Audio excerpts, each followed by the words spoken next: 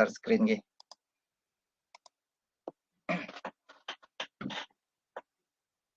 Baik, apakah tampilan layar saya sudah tampil nggih Bapak Ibu? Sudah.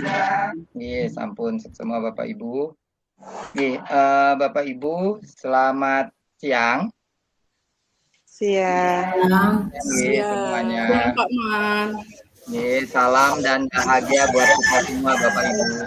Izinkan saya mengawali dengan panganjali umat Om Swastiastu. Om Swastiastu. Baik, Bapak Ibu, senang sekali saya bisa bertemu di ruang virtual ini kepada seluruh guru dan pegawai di SMP Negeri 4 Petang dalam rangka menyebarkan pemahaman dan berbagi praktek baik budaya positif. Nah, di sini saya sendiri selaku calon guru penggerak rekognisi Bapak Ibu angkatan 9, di mana mendapatkan suatu tanggung jawab. Selain sebagai fasilitator, saya juga merangkap sebagai calon guru penggerak agar paket modul 1 khususnya aksi nyata budaya positif bisa saya sebarkan kepada Bapak Ibu guru dan pegawai di lingkungan sekolah saya. Dengan harapan nanti kita bisa sama-sama menguatkan diri. Nah, adapun fasilitator pemandu saya yaitu Bu Lilis Mulyani, SPD MM. Beliau seorang pengawas dan tentu memfasilitasi saya selama menjadi calon guru penggerak. Nah, sebelum itu Bapak Ibu, marilah kita mengawali dengan doa. Semoga apa yang kita lakukan kegiatan hari ini bisa berjalan dengan baik. Maka dari itu, saya mohon bantuan mungkin dari Bu Intan bisa membantu memimpin doa di siang hari ini, Bu. Bu Intan, bersedia membantu Bu Intan? Iya, Pak Man. Silakan dibantu Bu Intan. Harus on kamera, Pak ya? Oh, tidak apa Ibu kalau jaringan kurang stabil. Ya, baiklah. Kalau begitu, saya akan memimpin berdoa untuk Bapak Ibu sekalian sesuai dengan petunjuk yang di-share oleh Pak Man. Nah, silahkan Bapak Ibu mengambil sikap amusti karano.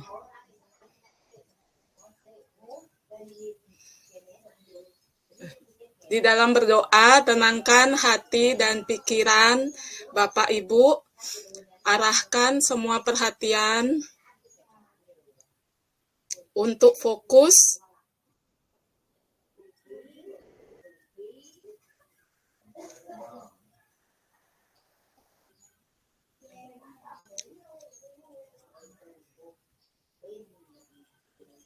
silahkan di dalam doa fokuskan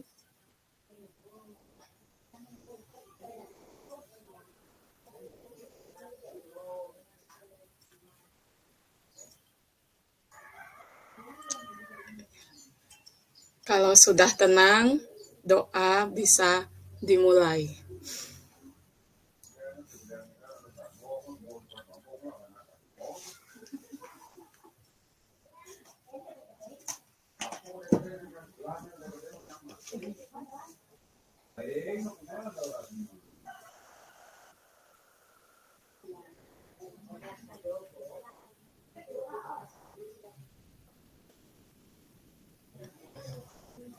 Baik, berdoa selesai. Silahkan buka kembali mata Bapak Ibu sekalian. Terima kasih.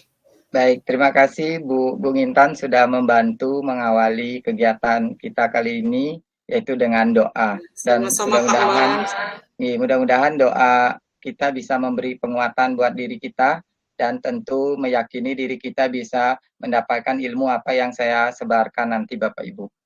Dan Bapak Ibu, sebelum mulai, adapun agenda kegiatan kita kali ini yaitu pembukaan, paparan, dan contoh penerapannya, refleksi dan penutup. Nah, sebelum dilanjutkan sesi kegiatan kali ini, tentunya saya mohon izin kepada Ibu Kepala bisa membuka kegiatan berbagi dan menyebarkan pemahaman dan berbagi praktek baik, khususnya paket modul 1 yaitu budaya positif, di mana merupakan sebuah tugas dari program guru penggerak, yaitu calon guru penggerak rekognisi. Untuk itu mohon izin kepada Ibu Kepala untuk berkenan membuka kegiatan kali ini. Dipersilakan. Terima kasih atas kesempatannya. Yang terhormat Bapak, Ibu guru dan pegawai yang dalam kesempatan ini bisa hadir meluangkan waktu untuk mengikuti acara daring dalam kegiatan pengimbasan budaya positif dari teman kita Bapak Nyoman Haryanto. Puja dan syukur kita panjatkan kehadapan Ida Sang Hyang Widi, Tuhan Yang Maha Esa, karena hari ini kita bisa berkumpul tentunya dalam suasana yang berbahagia karena ada teman kita yang berupaya mengimbaskan budaya positif. Harapan saya sebagai kepala sekolah, semoga budaya positif di sekolah kita tidak hanya sekedar wacana, melalui kegiatan ini bisa membudaya ya kita sebagai guru, sebagai pegawai memahami budaya positif itu bagaimana pelaksanaannya di sekolah kita untuk mewujudkan sekolah yang berbudaya positif itu tidak hanya sebatas kita tahu, tetapi kita menerapkan kemudian mungkin dari paparan Pak Man Haryanto sekarang kita diperkuat lagi untuk memahami budaya positif itu. Apalagi sekarang maraknya budaya ada yang memberikan hukuman kepada siswa, dianggap itu adalah sebagai tindakan yang bisa mendisiplinkan. Namun saat ini mulai kita rubah paradigma kita, bagaimana kita merubah hukuman itu menjadi disiplin positif. Nah, untuk jelasnya mungkin nanti Pak Man Haryanto akan memaparkan. Dan harapan saya sebagai kepala sekolah ke depannya budaya positif kita membudaya. Walaupun di sekolah kita sedikit, namun jika kita lakukan secara bersama-sama, niscaya pasti akan menjadi kuat sekolah kita. Sekian dan terima kasih kesempatan kepada saya serahkan kepada Pak Man Hari untuk selanjutnya. Baik, terima kasih Ibu. Mohon izin untuk kata-kata pembukanya Bu, untuk membuka secara resmi. Oke, terima kasih. Untuk itu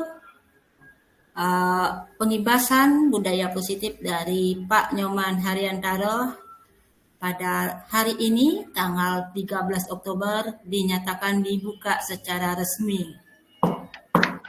Ya. Baik, terima kasih Bu Kepala sudah membuka kegiatan ini secara resmi. Mudah-mudahan apa yang saya akan imbaskan nanti kepada Bapak Ibu guru dan pegawai yang sudah bergabung 15 orang ya yang ada di room ini tentu akan mendapatkan manfaat. Terima kasih sekali lagi kepada Ibu Kepala dan mari Bapak Ibu kita menyimak pemaparan dari saya. Sekaligus harapannya nanti kita bisa berdiskusi, saling menguatkan sesuai dengan harapan Ibu Kepala Sekolah. Nah Bapak Ibu, tadi kita sudah berdoa, agenda pembukaan kita sudah lalui, tapi saya akan mengajak Bapak Ibu mengawali dengan sedikit menebak gambar niki. Boleh Bapak Ibu kita mengawali dengan ice breaking niki dulu, boleh di-on-kan mic-nya. Kira-kira siapa yang bisa menemukan jawaban ini Bapak Ibu, tebak gambar? Boleh langsung sampaikan, boleh raise hand atau kolom chat Bapak Ibu. Saya beri waktu 5 detik. 1, 2, Apa ini? 3. Ayo coba Bu Intan, siapa yang bisa menemukan nih tebak gambar? 3. Mobil pameran yang jelas di bawahnya. Baik, Bapak Ibu yang lain ada yang menemukan? Apa itu Pak Man? Karena waktu sudah habis, belum ada yang bisa ya jawab nih. yaitu sedang pameran. Udah Oh, mendekati oh ya iya, Bu Intan. sedan sedang merah. Sedang ya. Sedan. Baik. Bapak Ibu, soal berikutnya kita berpikir hot dulu di awal ini. Jangan sampai anak aja kita hot Bapak Ibu, tapi kita juga mencoba tebak gambar. Kira-kira apa Bapak Ibu dari gambar ini? Ada gambar itu apa? ya. Apa itu? Ayo, Sayur dari handal gambar yang jelas itu di belakangnya. Pete dan sandal. Tapi Ibu, Oh, Ibu, petenis handal. baik, petenis Ana Sandal, luar biasa ya. Bu Kepala dan Bu Intan. Terima kasih peran aktifnya Bapak Ibu. Berikutnya yang terakhir, coba gambar dulu agar kita fokus Bapak Ibu. Jadi ini salah satu menguji pemikiran kritis kita Bapak Ibu. Silakan. Siapa yang mau mencoba? Bu Gung Seriati Niki, boleh Bu Gung ngangkat raise hand. Makalah akuntansi. Wih, mantap. Pegawai saya nih, keren Bu Gung. Jadi ini ilmu beliau nih bendahara nih, ingat nih. Terima kasih Bu Gung Seriati, luar biasa, benar sekali makalah akuntansi. Jadi senang sekali saya mendengar keaktifan Bapak Ibu dalam berbagi, ya. Jadi mencoba menemukan jawaban. Nah, Bapak Ibu, inilah inti dari kegiatan saya, yaitu tujuannya yaitu yang pertama, pendidik dan tenaga kependidikan memahami konsep-konsep budaya positif di sekolah, yaitu perubahan paradigma belajar, disiplin positif, motivasi perilaku manusia, kebutuhan dasar, posisi kontrol, restitusi, keyakinan kelas, dan segitiga restitusi. Nah, itu budaya-budaya positif Bapak Ibu yang perlu kita perdalam. Nah, yang kedua, gimana kita mewujudkan budaya positif dengan adanya keyakinan atau kesepakatan kelas. Nah, itu untuk guru, dan begitu pula kalau di jenjang sekolah mungkin ini menjadi budaya positif gimana kita menyepakati di level sekolah. Nah, itu kita udah lakukan kemarin pada saat workshop sebelum-sebelumnya. Nah, yang ketiga, yaitu tujuannya saya itu diseminasi berbagi praktek baik dalam penerapan budaya positif di sekolah kepada pendidik dan tenaga kependidikan. Nah, jadi nanti saya akan membagikan beberapa praktek baik yang pernah saya sudah lakukan bersama anak didik, dan begitu pula di sekolah, tapi saya yakini Bapak Ibu sudah memahami itu dan mungkin kita tinggal perkuat bersama-sama Bapak Ibu. Nah, Bapak Ibu, sebelum kita lanjut ke sesi pemahaman, pemaparan, tapi kita punya keyakinan dulu Bapak Ibu, punya kesepakatan. Nah, gimana kita kegiatan ruang virtual ini kita punya kesepakatan dan keyakinan belajar bersama. Nah, coba saya usulkan Bapak Ibu, semoga Bapak Ibu sepakat ya. Yang pertama, mengikuti sesi belajar dengan perasaan yang gembira. Setuju nggak Bapak Ibu? Sepakat nggak Bapak Ibu mengikuti perasaan dengan gembira? Sepakat ya. Terima kasih Bu Maji. Yang kedua, mengikuti kegiatan dengan sepenuh hati. Nah, ini mudah-mudahan juga disepakati ya Bapak Ibu. Yang ketiga, mengikuti kegiatan secara utuh. Nah, ini mudah-mudahan bisa ya, walaupun di ruang virtual ini mungkin ada kesibukan, tapi mudah-mudahan Bapak Ibu bisa menyimak tetap dengan baik. Yang ketiga, yang keempat, berkolaborasi dalam belajar. Nah, ini sangat penting juga Bapak Ibu, nilai-nilai positif ini kita jalankan sebagai keyakinan bersama. Nah, ada Bapak Ibu ditambahkan atau sisa kita sepakati semua keyakinan belajar kita Bapak Ibu? Sepakat? Baik, sepakat ya Bapak Ibu. Sebagai tanda kesepakatan kita aplaus bersama nih, sebagai tanda kesepakatan kita bahwa hal-hal positif ini kita perlu lakukan Bapak Ibu. Nah, ini salah satu budaya positif Bapak Ibu. Jadi sebelum melakukan pemberian materi, gimana Bapak Ibu juga melakukan keyakinan belajar bersama anak-anak sehingga anak-anak sendiri pun merasa nyaman ketika mengawali proses pembelajaran. Nah, Bapak Ibu, kita mengawali dulu dari sebuah perubahan paradigma. Nah, perubahan paradigma ini tentu saya ajak Bapak Ibu berperan aktif dalam sebuah kasus. Nah, siapa 2 orang relawan yang bersedia nih Bapak Ibu? Saya ajak bermain peran. Boleh raise hand Bapak Ibu, 2 orang saya ajak bermain peran. Yang bersedia silakan. Mungkin Bu Intan bersedia ya bermain peran Ibu Intan. Bu Madi, on mic-nya Ibu Madi bersedia? Boleh, saya minta 2 relawan. Suara Ibu Madi belum kedengaran, Bu Madi. Ya, Man. Siap. Ibu mau Madi membantu saya bermain peran sebentar? Bermain peran apa itu, Man? Ya, Kalian tidak itu apa kan Ibu pakai Madi. pakai Gini. HP aja nih. Tidak apa. Tidak apa pakai HP Ibu Madi. Kita cuma memainkan dengan peran kata-kata. Boleh, silakan Bu Gung Yani. Bu Gung Yani bersedia? Bersedia ya Bu Gung? Ya, bersedia. Coba. Nah, sekarang Bu Madi itu tugasnya, nah ini ada 2. Bu Gung Yani boleh on kamera ya. Nah, Bu Gung Yani ini silakan siapkan kertas atau apa yang Bu Gung Yani mau ambil di sekitar Bu Gung Yani. Nah, Taruh dulu Pak Man. ya silakan. Kita bermain peran ya, Bu Madi nanti mempunyai tugas. Boleh di on-kan kamera ya Bu Gung Yani bentar. Tunggu sebentar Pak Man. Ya, siap.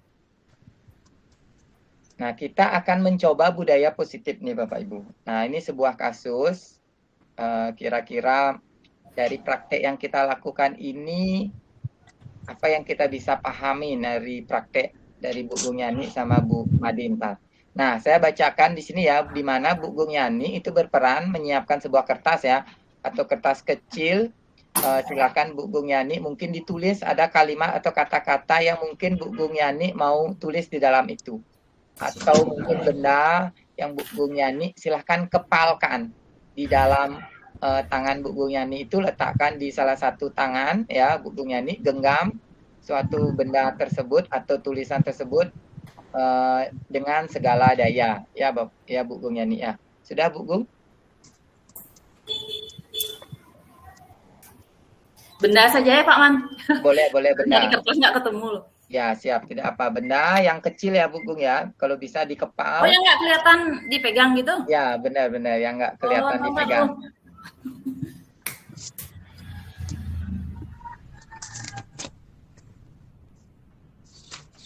Yang kecil aja ditutup, dikepal dengan segala dayanya Bu Gung Yani. Nah, sekarang Bu Madi sebentar akan, nah ini Bu Madi perannya itu mencoba dengan sekuat tenaga, dengan berbagai cara untuk meminta Bu Gung Yani memberikan benda tersebut. Nah, bisa membujuk, mengancam, mengardik, merayu, menyuap, apa saja agar dapat membuka kepalan tangan Bu Gung Yani. Nah, sekarang silakan. Udah siap Bu Gung Yani? Tangan yang mana kepalanya yang isi? Coba Bu Gung Yani. Yang kanan Pak. Ya, yang kanan. Baik. Bu Gung Yani, dengarkan kata-kata dari Bu Madi. Silakan Bu Madi dengan bahasa Bu Madi sendiri. Gimana Bu Madi berusaha meyakinkan Bu Gung Yani bisa membuka kepalanya. Boleh Bu Madi, bebas. Ya Pak Man, saya akan coba. Ya, coba dirayu Bu Gung Yani. Bu Gung Yani, tolong dong kasih minta atau kasih lihat apa sih yang ada di tangan Bu Gung Yani. Kita sama-sama guru biar tahu loh Gung Yani. Saya jawab. Kedengaran? Ya, Bu Gung Yani boleh menjawab, boleh berinteraksi dengan Bu Madi.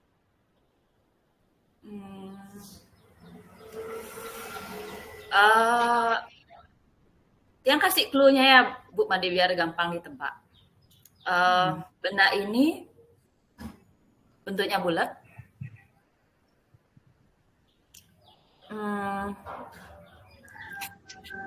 Tadi pakai belanja.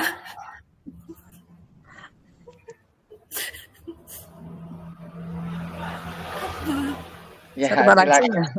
Boleh Bu Madi, terserah Bu Madi. Yang penting Bu Gung Yani ngasih clue, tapi pastikan dia bisa mau membuka. Nah itu poinnya. Menurut dari deskripsi yang Gung Yani sampaikan, bisa saya tebak barang itu adalah uang logam.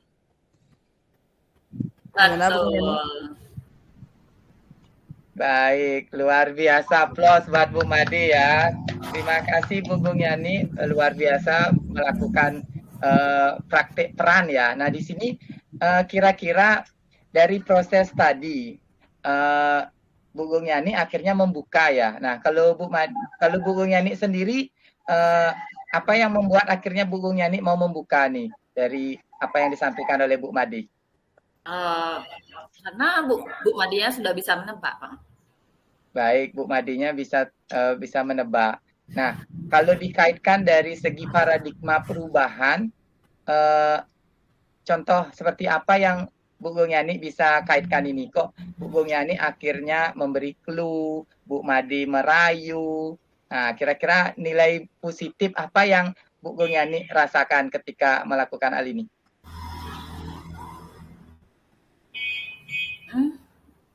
Nilai positif bisa memberikan informasi tentang apa yang saya pegang. Baik, terima kasih Bu Yani sudah berperan aktif. Nah, jadi Bapak Ibu, seperti yang dipraktekkan oleh Bu Yani sama Bu Made tadi, ternyata Bu Made dengan mudahnya akhirnya merayu ya, tidak ada kata-kata mengardik ya, tidak ada kata-kata memarahi Bu Yani nih.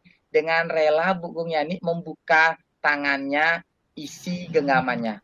Nah, kalau kita kaitkan ke sebuah paradigma Bapak Ibu bahwa di sini Bu Gung Yani itu yaitu memiliki kemampuan yang sifatnya terbuka. Nah, kenapa saya bilang terbuka? Beliau itu mengikuti perkembangan. Jadi ketika ada perubahan, beliau itu dengan rela membagikan kepada orang lain. Nah, itu salah satu sugesti Bapak Ibu kan. Jadi ketika sugesti diberikan orang lain, Bu Gung Yani ini mempunyai semangat untuk mau terbuka. Nah, menerima masukan, menerima perubahan paradigma yang terjadi. Nah, misalnya kalau diasumsikan di sini, kalau Bu Gung Yani dengan kekeh tanpa mau membuka tangannya, apa isinya dia kuat dengan tekadnya. Tapi kalau kita bawa ke paradigma perubahan positif ini, artinya kalau beliau tidak mau membuka, artinya dia masih mempunyai pemikiran yang tidak mau melakukan perubahan positif. Jadinya dia tetap kekeh dengan paradigma yang dulu. Kenapa guru itu harus terus belajar lagi? Kenapa kurikulum ini berubah? Nah, ini salah satu perubahan paradigma Bapak Ibu. Jadi salah satunya dari Bu Gung Yani dengan kata-kata sederhana saja dari Bu Made, akhirnya beliau mempunyai semangat untuk membuka bahkan memberi informasi kepada Bu Made. Nah, ini salah satu nilai positif Bapak Ibu. Jadi ini salah satu hal yang kita kaitkan ke sebuah paradigma perubahan. Nah, di sini mari kita melihat perubahan paradigma teori kontrol Bapak Ibu. Nah, ini menurut psikiater dan pendidik Dr. William Glasser, Bapak Ibu, dalam kontrol teori yang kemudian hari berkembang dan dinamakan choice theory, meluruskan beberapa miskonsepsi tentang makna kontrol. Ilusi guru mengontrol murid. Nah, ini sebuah ilusi mengontrol murid bahwa guru dikatakan bisa mengontrol perubahan murid. Padahal pada dasarnya kita tidak dapat memaksa murid untuk berbuat sesuatu jikalau murid tersebut memilih untuk tidak melakukannya. Nah, walaupun tampaknya guru sedang mengontrol perilaku murid, hal demikian terjadi karena murid sedang mengizinkan dirinya dikontrol. Saat itu bentuk kontrol guru menjadi kebutuhan dasar yang dipilih murid tersebut. Jadi kontrol menyatakan bahwa semua perilaku memiliki tujuan, bahkan terhadap perilaku yang tidak disukai. Nah, jadi ketika tadi dicontohkan Bapak Ibu bahwa Bu Gung Yani mengizinkan membuka tangannya, artinya kebutuhan dasar yang dipilih oleh Bu Gung Yani itu ya memang sifatnya terbuka dan menyenangkan. Nah, ini salah satu kondisi yang dimana ketika murid itu mau melakukan perubahan, artinya dia sudah sesuai dengan kebutuhan dasarnya. Kalau dia belum melakukan perubahan, artinya dia belum menyesuaikan kebutuhan dasarnya, Bapak Ibu. Nah, ilusi bahwa semua penguatan positif, efektif, dan bermanfaat. Nah, itu sebuah ilusi kalau kita mengatakan positif, itu bermanfaat. Nah, penguatan positif atau tujuan adalah bentuk-bentuk kontrol. Segala usaha untuk mempengaruhi murid agar mengulangi suatu perilaku tertentu adalah suatu usaha untuk mengontrol murid tersebut dalam jangka waktu tertentu. Kemudian murid tersebut akan menyadarinya dan mencoba untuk menolak bujukan kita, atau bisa jadi murid tersebut menjadi tergantung pada pendapat sang guru untuk berusaha. Nah, ini semua penguatan positif, sebuah ilusi bermam, tapi ternyata belum tentu Bapak Ibu, karena kembali kepada kebutuhan dasar murid tersebut. ilusi bahwa kritik dan membuat orang merasa bersalah dapat menguatkan karakter. Nah, di sini seperti yang mungkin kita ada yang pernah melakukan membuat anak merasa bersalah, dan itu kita meyakini membuat perubahan karakter anak. Nah, di sini dikatakan bahwa menggunakan kritik dan rasa bersalah untuk mengontrol murid menuju pada identitas ini akan menuju identitas gagal, Bapak Ibu. Mereka belajar untuk merasa buruk tentang diri mereka mengembangkan dialog diri yang negatif. Kadang kala sulit bagi guru untuk mengidentifikasi bahwa mereka sedang melakukan perilaku ini. Karena seringkali guru cukup menggunakan suara halus untuk menyampaikan pesan negatif. Nah, artinya kita memberikan kata-kata penguatan yang sifatnya membuat anak itu merasa bersalah, Bapak Ibu. Tapi ternyata itu termasuk identitas gagal yang membuat anak kita mempunyai pemikiran yang tidak kuat, Bapak Ibu, malahan melemah dan menjadi negatif. Nah, berikutnya ilusi bahwa orang dewasa memiliki hak untuk memaksa. Nah, mungkin kita berpikir selaku orang tua bisa memaksa anak kita, Bapak Ibu. Kita selaku guru bisa memaksa anak kita. Tapi di sini bahwa banyak orang dewasa yang percaya bahwa mereka memiliki tanggung jawab untuk membuat murid-murid berbuat hal-hal tertentu. Apapun yang dilakukan dapat diterima selama ada sebuah kemajuan berdasarkan sebuah pengukuran kinerja. Pada saat itu pula orang dewasa akan menyadari bahwa perilaku memaksa tidak akan efektif untuk jangka waktu panjang dan sebuah hubungan pemusuhan akan terbentuk. Nah, ini benar sekali Bapak Ibu. Jadi ketika kita memaksa, kita meyakini mungkin jangka pendeknya ya anak-anak akan melakukan perubahan Bapak Ibu. Tapi belum tentu jangka panjangnya akan melakukan perubahan untuk anak itu. Ya, jadi secara singkat, pendek, ya pasti anak itu menurut, mengikuti aturan, tapi ketika ada kebebasan, ketika ada mereka akan melakukan hal-hal yang mungkin di luar dari dugaan kita. Nah, Bapak Ibu, gimana kita mengubah paradigma stimulus ya jadi respon jadi teori kontrol. Jadi teori kontrol itu memposisikan diri anak itu mengubah dirinya secara sadar, secara sendiri. Nah, di mana stimulus respon misalnya kita mencoba mengubah orang agar berpandangan sama dengan kita. Nah, gimana kita mengubah paradigma tersebut, yaitu kita berusaha memahami pandangan orang lain tentang dunia. Nah, jadi gimana kita ikut berempati, kita ikut memposisikan diri kita terhadap dirinya, dan tentu kita bisa merasakan pandangan dari orang lain tersebut. Perilaku buruk dilihat sebagai suatu kesalahan. Semua perilaku memiliki tujuan, Bapak Ibu. Orang lain bisa mengontrol saya. Nah, hanya Anda yang bisa mengontrol diri Anda. Nah, jadi mungkin seperti yang tadi dibilang, orang dewasa bisa memaksa. Nah, disinilah Bapak Ibu, hanya yang bisa mengontrol dirinya, yaitu diri sendiri mengubah dirinya. Saya bisa mengontrol orang lain. Nah, Anda tidak bisa mengontrol orang lain. Pemaksaan atau ada pada saat bujukan gagal. Teori kontrolnya, kolaborasi dan konsensus menciptakan pilihan-pilihan baru, Bapak Ibu. Model berpikir menang dan kalah. Nah, di sini teori kontrol itu gimana model berpikir itu menang dengan menang, win-win solusi Bapak Ibu. Jadi sama-sama memberikan keuntungan yang positif. Nah, Bapak Ibu, ini contoh-contoh gimana kita mempunyai pemikiran paradigma perubahan positif Bapak Ibu. Jadi dengan menerapkan contoh praktek baik yang saya lakukan yaitu melakukan refleksi belajar di pelajaran informatika. Jadi gimana Bapak Ibu menumbuhkan budaya positif dengan melakukan refleksi, baik itu refleksi diri ataupun refleksi muridnya yang kita padukan untuk perubahan paradigma positif. Apakah anak-anak kita suka dengan pembelajaran kita? Apakah kita masih menggunakan ilusi memaksa anak kita untuk belajar? Nah, gimana kita menciptakan win-win solusi tadi Bapak Ibu? Sama-sama menang. Jadi anak kita mencapai tujuan pembelajaran, kita pun juga merasa senang melihat anak kita belajar dengan nyaman dan gembira. Nah, ini contoh-contoh praktek baik yang saya lakukan. Nah, berikutnya tentang disiplin positif. Nah, disiplin positif saya pengen mengajak Bapak Ibu ya, sebelum kita mengenal pengertian disiplin, boleh Bapak Ibu menulis di kolom chat apa yang Bapak Ibu pahami tentang disiplin. Boleh Bapak Ibu berbagi, boleh ditulis di kolom chat, atau Bapak Ibu mungkin pemahaman Bapak Ibu apa itu kata disiplin. Boleh Bapak Ibu raise hand atau Bapak Ibu yang lainnya menulis di kolom chat. Tidak usah takut Bapak Ibu. Ada yang bersedia? Saya pengen relawan 1 atau 2 orang yang berperan aktif. Apa yang Bapak Ibu ketahui tentang disiplin? Disiplin mungkin taat ya Pak Man ya. Baik, terima kasih Bu Kepala. Disiplin itu taat. Baik, boleh Bapak Ibu yang lain. Pemahaman Bapak Ibu tentang disiplin. Baik, mungkin dari unsur pegawai tenaga kependidikan, ada yang mencoba menjawab apa yang selama ini Bapak Ibu pahami tentang disiplin. Boleh, siapa Bapak Ibu pegawai yang bersedia nih? Kalau tidak, boleh saya izin tunjuk Bapak Ibu. Boleh Bu, siapa ya? Bu Gungmas. Boleh Bu Gungmas?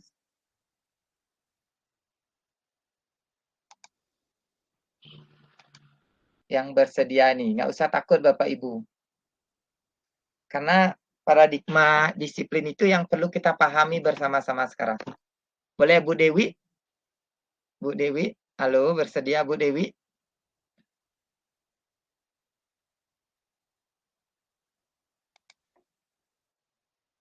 Silakan, nggak usah takut Bapak Ibu mengungkapkan disiplin. Nah, jadi disiplin di sini Bapak Ibu ya, di sini udah ada yang menulis di kolom chat, disiplin itu tata tertib, peraturan dan lain sebagainya. Nah, baik Bapak Ibu, mari kita maknai Bapak Ibu kata disiplin. Nah, berasal dari bahasa Latin Bapak Ibu. Disiplin itu artinya belajar. Makna asal dari kata ini berkonotasi dengan disiplin diri dari murid-murid di Sokrates dan Plato, Bapak Ibu. Jadi di sana disiplin itu merupakan belajar yang dilakukan oleh guru-guru di sana, Bapak Ibu.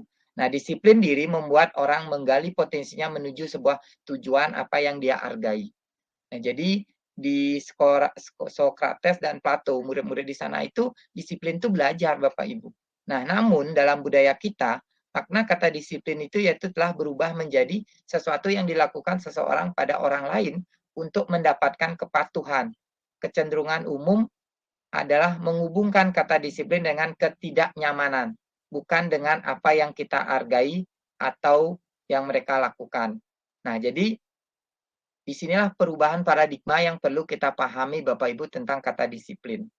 Nah, sekarang mari kita pahami nilai-nilai kebajikan universal Bapak Ibu. Jadi nilai-nilai kebajikan universal tersebut berkaitan dengan disiplin positif.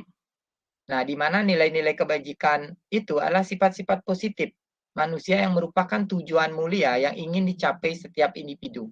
Nilai-nilai tersebut bersifat universal dan lintas bahasa, suku, bahasa, agama, maupun latar belakang. Jadi, disiplin ini setiap perilaku perbuatan memiliki suatu tujuan, Bapak Ibu. Dengan menggantikan nilai-nilai kebajikan yang diyakini seseorang, maka motivasi intrinsiknya akan terbangun. Sehingga menggerakkan motivasi dari dalam untuk dapat mencapai tujuan mulia yang diinginkan. Nah, jadi disiplin positif yaitu nilai-nilai kebajikan universal, Bapak Ibu. Jadi kalau di Indonesia itu memiliki namanya profil pelajar Pancasila, Bapak Ibu. Jadi gimana nilai-nilai kebajikan universal tersebut dituangkan dalam profil pelajar Pancasila, yaitu yang pertama, beriman, bertakwa kepada Tuhan Yang Maha Esa dan berakhlak mulia, mandiri, bernalar kritis, berkebinekaan global, bergotong royong, dan kreatif.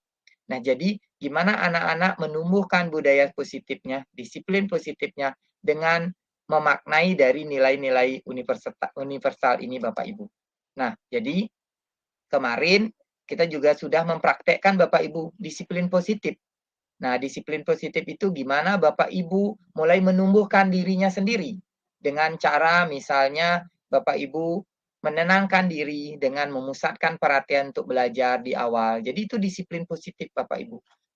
Gimana Bapak Ibu bermain peran, mempraktekkan budaya-budaya positif tersebut, bahkan mencontohkan praktek baik positif Bapak Ibu dengan cara kesadaran dan penuh tanggung jawab sendiri. Jadi bukan tanpa paksaan Bapak Ibu, bukan karena peraturan, bukan karena sanksi, tapi disiplin positif tersebut ada di benak, ditanamkan di diri Bapak Ibu sendiri. Yaitu salah satunya nilai-nilai positif itu.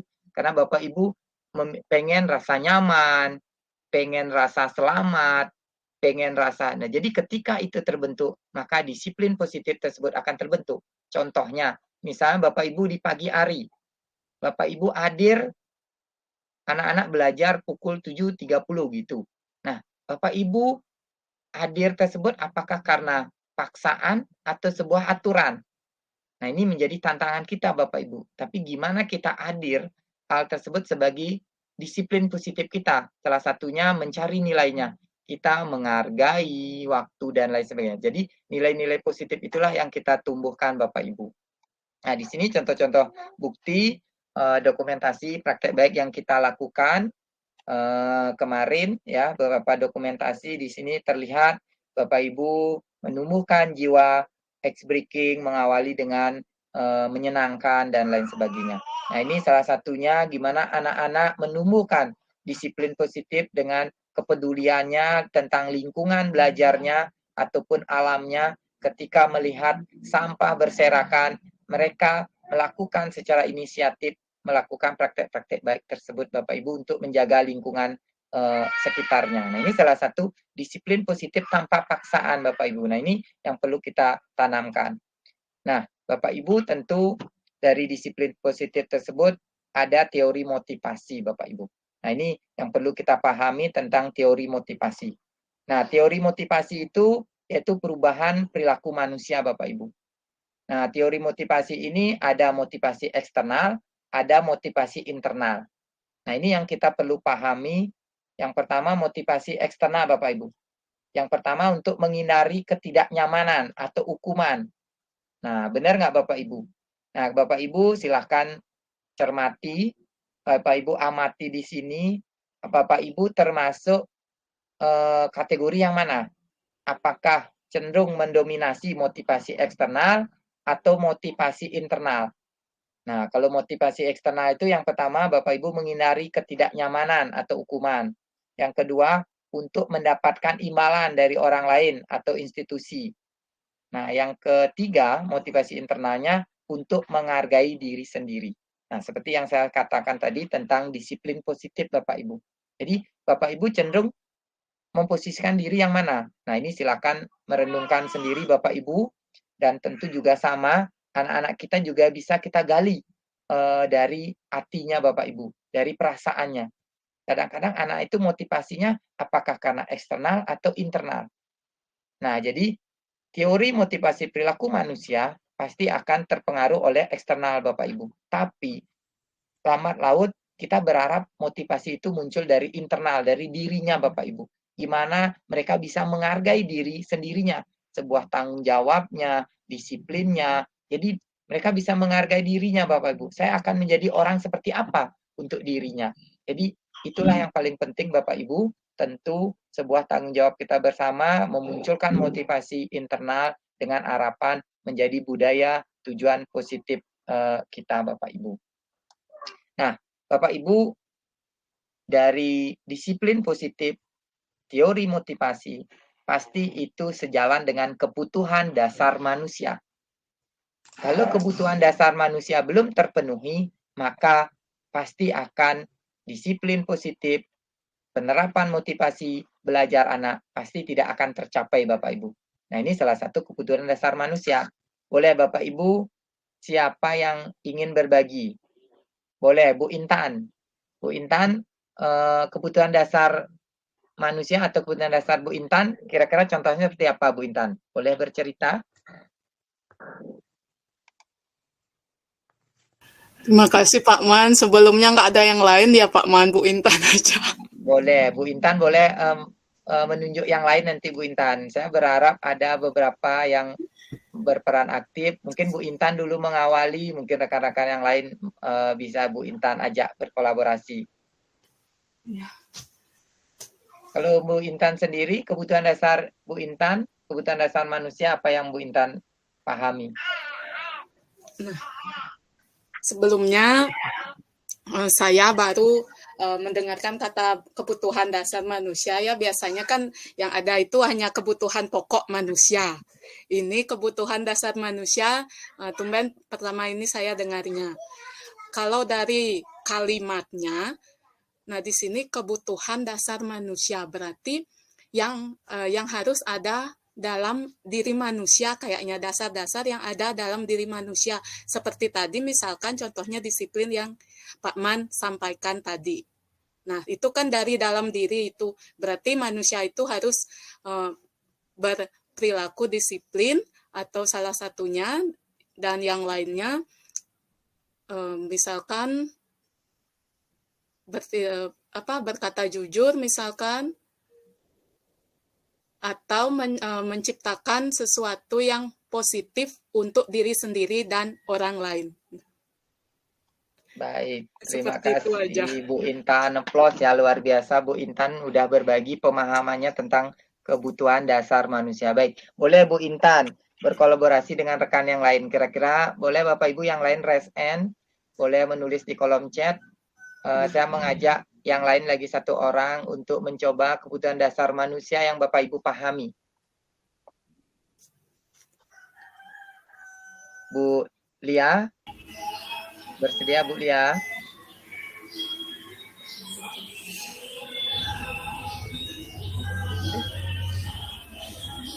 Silakan yang bersedia Bapak Ibu. Oke, terima kasih. Kebutuhan dasar manusia salah satunya berarti yang ya rasa aman gitu mungkin ya. Rasa aman, baik. Ya. Terima kasih ya Ibu. Jadi salah satunya kebutuhan dasar manusia itu yaitu rasa nyaman. Nah, baik, atau kebutuhan yang lainnya sudah disampaikan tadi oleh Bu Intan. Baik Bapak Ibu, mari kita cermati kebutuhan dasar manusia. Jadi saya meyakini Bapak Ibu pasti menginginkan kebutuhan dasar yang pertama itu bertahan hidup. Benar nggak Bapak Ibu? Bertahan hidup, rasa kasih sayang, rasa diterima, penguasaan, kebebasan, dan kesenangan. Nah, ini menurut teori Dr. William Glasser, Bapak Ibu, atau choice theory di sini dikatakan 5 kebutuhan dasar manusia. Bertahan hidup. Ya, pasti. Bertahan hidup itu gimana Bapak Ibu memenuhi kebutuhan dasar pokoknya, sandang papan pangannya Bapak Ibu. Nah, kasih sayang, nah ini kan udah masuk tadi di sana Bapak Ibu. Penguasaan. Nah, penguasaan itu kekuasaan Bapak Ibu. Kesenangan, di mana Bapak Ibu punya rasa senang, nyaman ketika berkegiatan. Kebebasan. Nah, gimana kebebasan itu kita berikan kepada anak atau diri kita? Tentu 5 dasar kebutuhan ini sangat kita butuhkan Bapak Ibu. Sama seperti anak kita. Kelima dasar kebutuhan manusia ini sangat dibutuhkan oleh anak kita Bapak Ibu. Mari kita pahami dan renungkan diri kita. Apakah 5 dasar kebutuhan ini selama kita proses belajar udah kita penuhi nggak untuk anak-anak kita Bapak Ibu? Kenapa ini penting? Karena inilah salah satu budaya positif. Ketika hal ini sudah dipenuhi tanpa dipaksa, maka mereka akan merasa nyaman dalam proses pembelajaran yang kita rancang. Nah, mari kita cermati Bapak Ibu. Di sini kita coba kita ambil dari sebuah kalimat yang sudah saya siapkan. Ibu guru bilang, aku tidak boleh bersenandung sewaktu mengerjakan tugas. Katanya, kelas harus tenang, tidak ada suara, padahal kan aku suka dan senang bernyanyi. Kira-kira kebutuhan dasar anak ini yang mana Bapak Ibu pengen dia inginkan Bapak Ibu? Ibu guru bilang, aku tidak boleh bersenandung sewaktu mengerjakan tugas. Katanya, kelas harus tenang, tidak ada suara, padahal kan aku suka dan senang menyanyi. Nah, kira-kira dari kelima kebutuhan dasar ini yang mana Bapak Ibu dibutuhkan sama anak-anak kita? Rasa aman.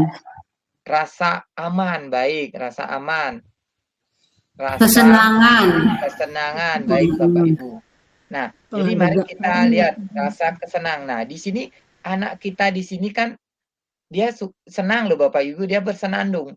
Dia ada suka menyanyi, tapi Bapak Ibu gurunya tidak membolehkan. Nah, jadi kebutuhan dasar anak kita itu rasa kesenangannya tidak terpenuhi Bapak Ibu, karena anak itu punya hobi. Nah, coba yang kedua, ibu guru tidak menyapaku hari ini, padahal aku pakai jepit rambut baru. Nah, kira-kira kalau dari bahasa itu, anak itu posisi kebutuhan dasarnya yang mana Bapak Ibu? Kasih sayang Pak Man. Ya, kasih sayang Bapak Ibu. Ternyata anak itu menginginkan kebutuhan dasarnya itu harus terpenuhi juga Bapak Ibu, rasa kasih sayang. Anak itu pengen mendapat perhatian. Nah, situ kebutuhan dasar anak kita. Berikutnya, aku bosan. Masa belajarnya cuma gitu-gitu aja, dengerin ibu guru aja dalam menjelaskan. Nah, kira-kira dengan kata aku bosan ini, masa belajarnya seperti itu, kebutuhan dasarnya yang mana belum terpenuhi Bapak Ibu? Nah, kira-kira dari kata bosan, anak itu melihat gurunya menuntun, mengajarnya tidak variatif. Kira-kira kebutuhan dasar yang mana belum terpenuhi anak kita, Bapak Ibu? Dari kelima ini, Visualisasi diri ya. visualisasi diri. Baik, Bu Made. Yang mana Ibu Made mendekati dari 5 gambar ini? Aktualisasi ya. Aktualisasi. Di mana ya aktualisasi ini, Bu? Kan ada psikologis, rasa aman gitu man. Ya, Dan baik. lagi memiliki Artinya kasih sayang. kasih sayang. Kira-kira Penghargaan. kebebasan masuk nggak Bu Made? Kalau kita lihat di sana, anak itu bosan. Nah, karena dia pengen kebebasan Bapak Ibu. Jadi Ya. kebebasan dia masuk di sana karena anak itu pengen mendapatkan pembelajaran yang sesuai dengan Bebas. keinginannya. Jadi dia pengen bebas, mungkin mengarah ke gaya belajar ya Bapak Ibu nih. Jadi profil belajar anak mungkin ada yang pengen belajarnya, ada yang suka mendengarkan, ada yang suka menonton video, auditori, visual, dan kinestetik. Nah, ini sebuah tantangan kita bersama Bapak Ibu. Nah, yang terakhir, aku sebel, gambarku tidak rapi, malah ibu guru nunjukin ke teman-temanku di depan kelas. Nah, dia sebel Bapak Ibu. Jadi anak itu dijadikan contoh yang sifatnya gambarku tidak rapi. Nah, di sini itu masuk ke rasa diterima. Nah, jadi kasih sayang dan rasa diterima Bapak Ibu. Nah, ini sebuah kebutuhan dasar manusia di mana harapannya kita bisa penuhi dengan posisi kontrol yang kita harapkan itu sama-sama win-win solusi Bapak Ibu, kan menang-menang. Jadi kebutuhan dasar kita terpenuhi selaku guru, gimana anak itu juga nyaman, rasa penguasaannya, kesenangan, kebebasan itu terpenuhi. Jadi tidak hanya kalah menang Bapak Ibu. Jadi bukan menang di kita, kalah di anak, tidak. Tapi gimana kita menciptakan win-win solusi, anaknya senang, kita pun senang. Nah, ini yang menjadi tantangan kita bersama Bapak Ibu. Nah, dari hal tersebut, mari kita cermati 5 posisi kontrol Bapak Ibu. Nah, 5 posisi kontrol ini saya akan mengajak Bapak Ibu untuk menyimak sebuah video dan sekaligus percakapan 5 posisi kontrol ini. Nah, mari kita simak Bapak Ibu, dan nanti saya mohon Bapak Ibu ada yang memberikan tanggapan dari video yang kita putar bersama. Baik Bapak Ibu, mari kita tonton 5 posisi kontrol diri.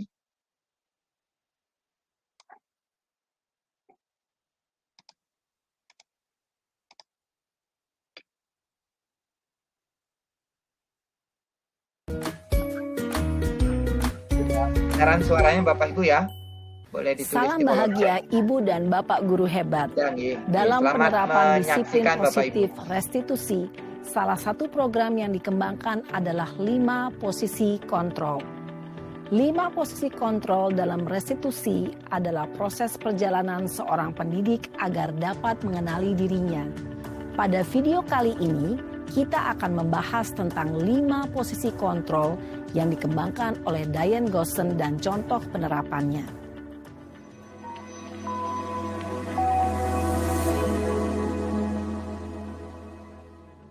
Lima posisi kontrol itu adalah 1. Posisi penghukum. 2. Posisi pembuat merasa bersalah. 3. Posisi teman. 4. Posisi pemantau atau monitor. Dan 5. Posisi manajer. Untuk lebih memahami kelima posisi tersebut, mari kita saksikan kasus Naren yang terlambat hadir 20 menit di sekolah dan melihat bagaimana kelima posisi kontrol dalam menghadapi masalah tersebut.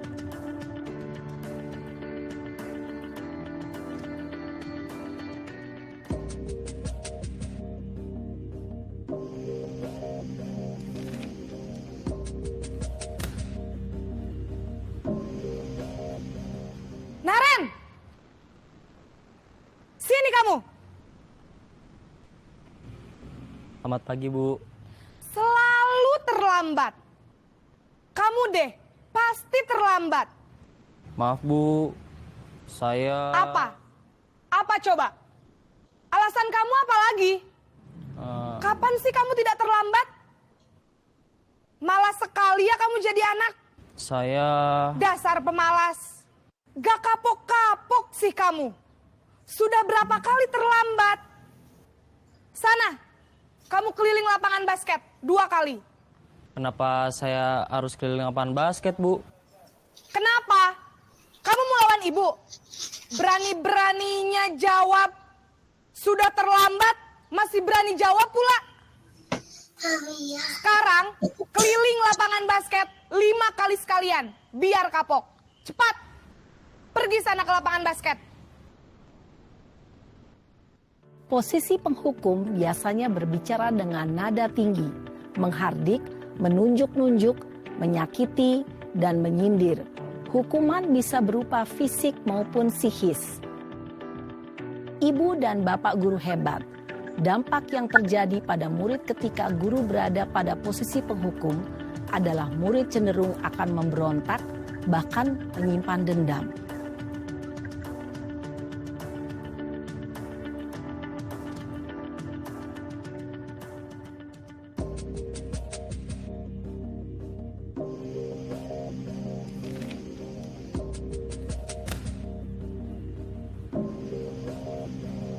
Naren!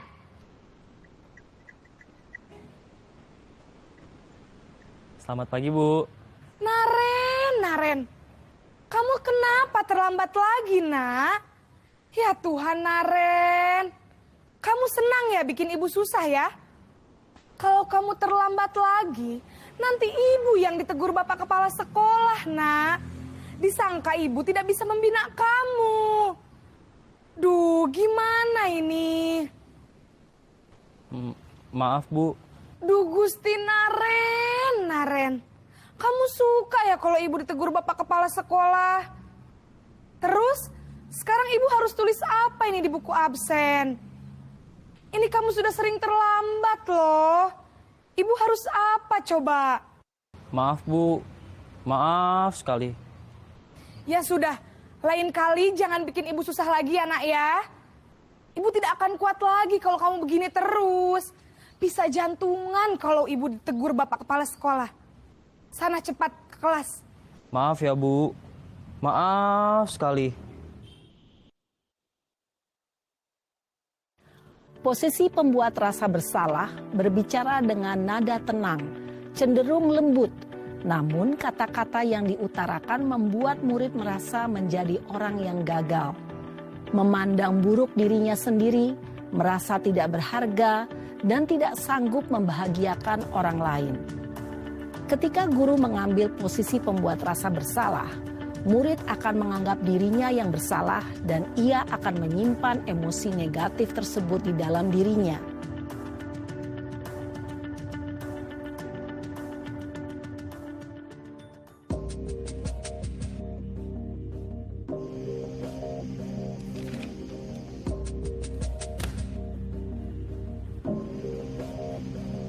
Naren!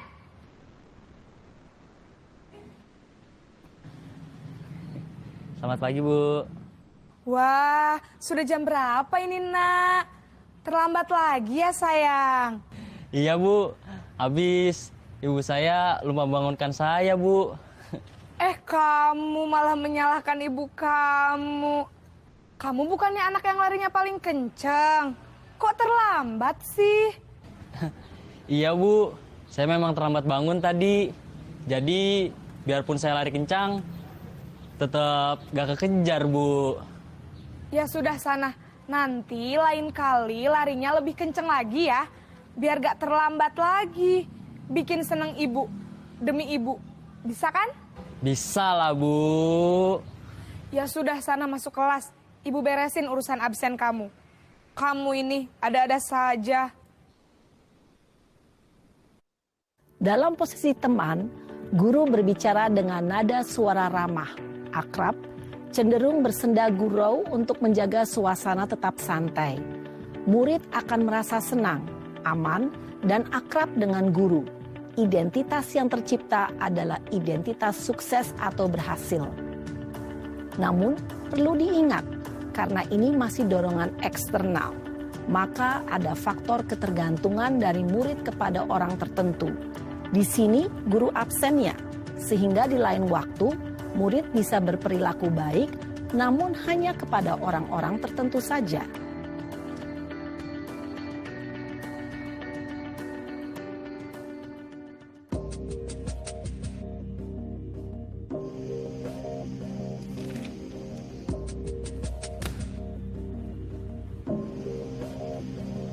Naren!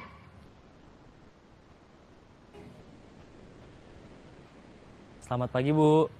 Naren, apa peraturan sekolah kita tentang jam berapa kita harus masuk sekolah, nak? Kita harus di sekolah jam 7, Bu. Iya, betul. Sekarang sudah jam 7.20. Naren sudah tahu konsekuensinya jika terlambat hadir. Paham, Bu. Saya harus tinggal kelas pas jam istirahat selama 20 menit. Iya, benar. Konsekuensinya demikian. Jadi nanti jam 9.30 pas istirahat, kamu harus tinggal di kelas, kerjakan tugas tambahan untuk ketertinggalan kamu, ya? Baik, Bu. Posisi pemantau mengandalkan penghitungan atau data untuk mengontrol murid. Guru mengarahkan murid berdasarkan peraturan dan konsekuensi. Seorang pemantau menunjukkan bahasa tubuh dan ekspresi wajah yang datar dan cenderung formal.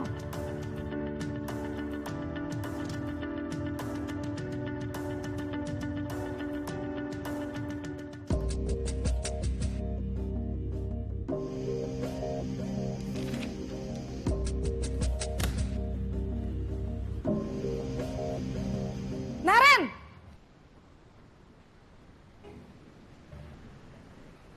Selamat pagi, Bu. Selamat pagi, Naren. Maaf, Bu. Saya terlambat. Iya, sekolah masuknya jam 7, sekarang sudah jam 7.20. Jadi sekarang bagaimana ini, Naren? Maaf, Bu. Saya lupa setel alarm saya semalam. Baiklah, menurut kamu, keyakinan sekolah yang mana yang perlu kamu tingkatkan? Menghargai diri sendiri dan orang lain mungkin ya, Bu. Setuju. Jadi, apakah Naren meyakini prinsip saling menghormati tersebut? Iya, Bu. Saya meyakininya. Apakah Naren bersedia memperbaiki masalah keterlambatan ini? Bersedia, Bu. Bagaimana kamu akan perbaiki masalah keterlambatan ini? Saya akan coba untuk tidak lupa menyetel alarm saya, Bu. Baik, kalau Naren lupa menyetel alarm di rumah, ada orang yang kira-kira bisa bantu mengingatkan tidak? Ada, Bu. Kakak saya, Kak Ema. Ada lagi selain Kak Ema? Selain Kak Ema, ada ibu saya. Baik, jadi yang mengingatkan Naren adalah Kak Ema dan ibu kamu ya? Kira-kira akan mulai setel alarm kapan nih, Naren? Setelah pulang sekolah, akan segera saya lakukan. Baik, jadi Naren akan setel alarm untuk bangun besok pagi dan akan diingatkan oleh kakak dan ibunda Naren ya. Ada lagi yang mungkin perlu dilakukan, Naren?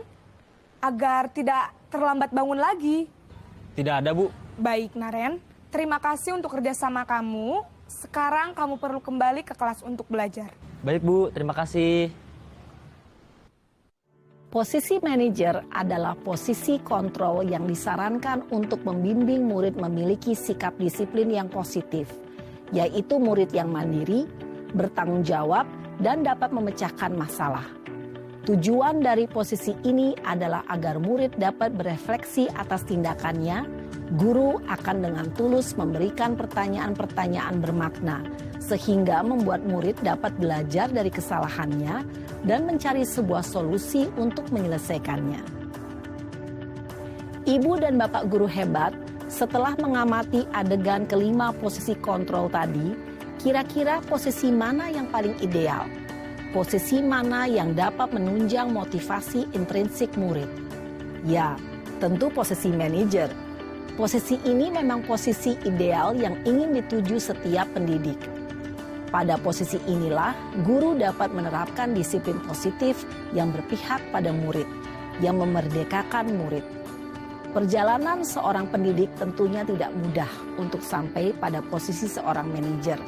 Namun, tujuan kita pasti, yaitu menciptakan murid-murid yang mandiri, merdeka, dan bertanggung jawab. Semoga penggambaran 5 posisi kontrol yang telah diperlihatkan ini dapat menjadi ajang refleksi bagi kita semua, agar dapat terus mengasah dan menerapkan disiplin positif yang memerdekakan murid. Mari terus berlatih dan bersemangat. Selamat menerapkan. Salam dan bahagia, Ibu dan Bapak Guru hebat.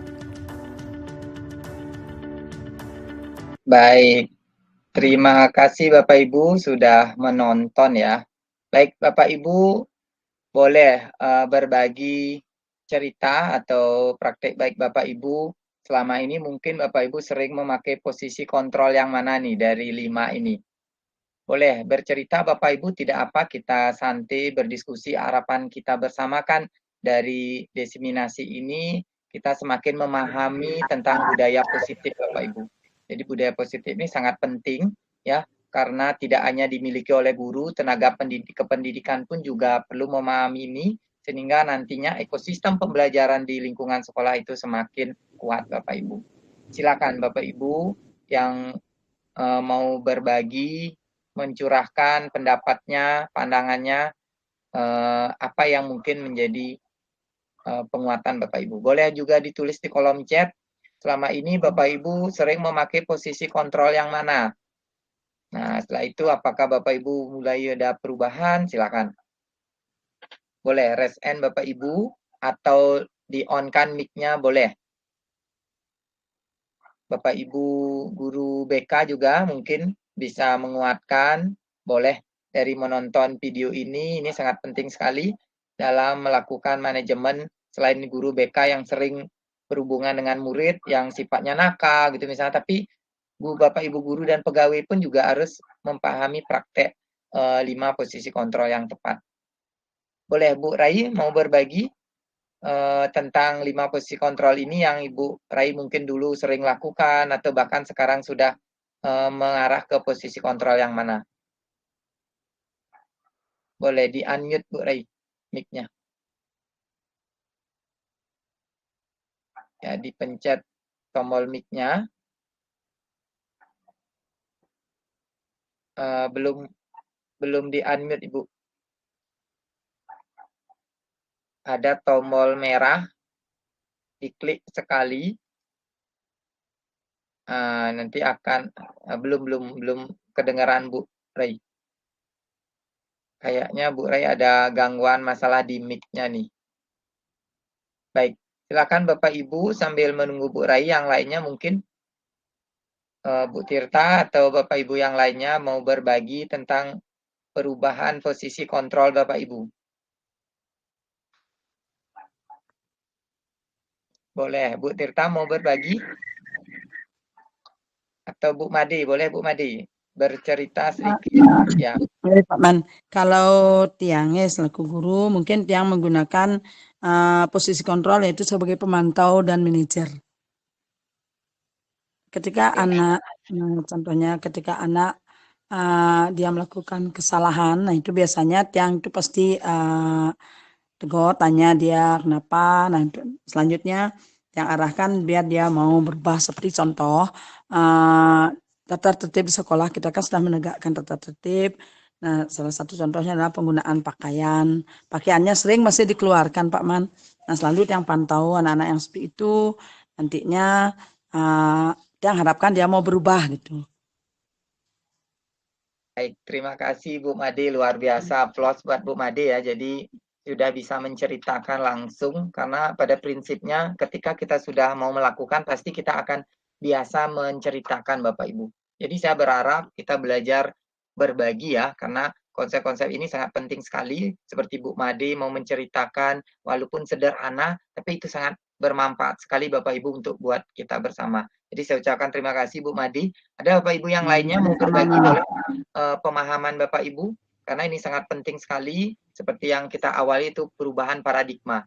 Nah, gimana kita mengubah paradigma dari diri kita dulu sebelum nantinya kita memasukkan paradigma baru ini kepada anak-anak kita juga. Silakan. Boleh Bapak Ibu mau berbagi? Selain Bu Made, boleh Bu Made mau mengajak menunjuk yang lain siapa Bu Made kira-kira? Ya, Pak mana aja yang enak rasanya menunjuk teman. Iya, nih Bu Rai udah pengen nih mau bercerita nih Bu Rai, boleh Bu Rai di unmute Bu Rai? Mudah-mudahan udah berhasil nih. Mic-nya Bu Rai ini Mungkin kayak aja Bu Rai nggak bisa gini, Paman. ya Mic-nya mungkin kayaknya nampak ini. ada masalah benar. Boleh Bu Rai nanti ditulis di kolom chat ya di Google Meet ini, tidak apa. Saya rasa Bu Rai pengen berbagi sekali langsung menyampaikan pandangan beliau tentang 5 posisi kontrol ini. Baik Bapak Ibu, yang lainnya ada? Bu Gung Yani mau berbagi Bu Gung?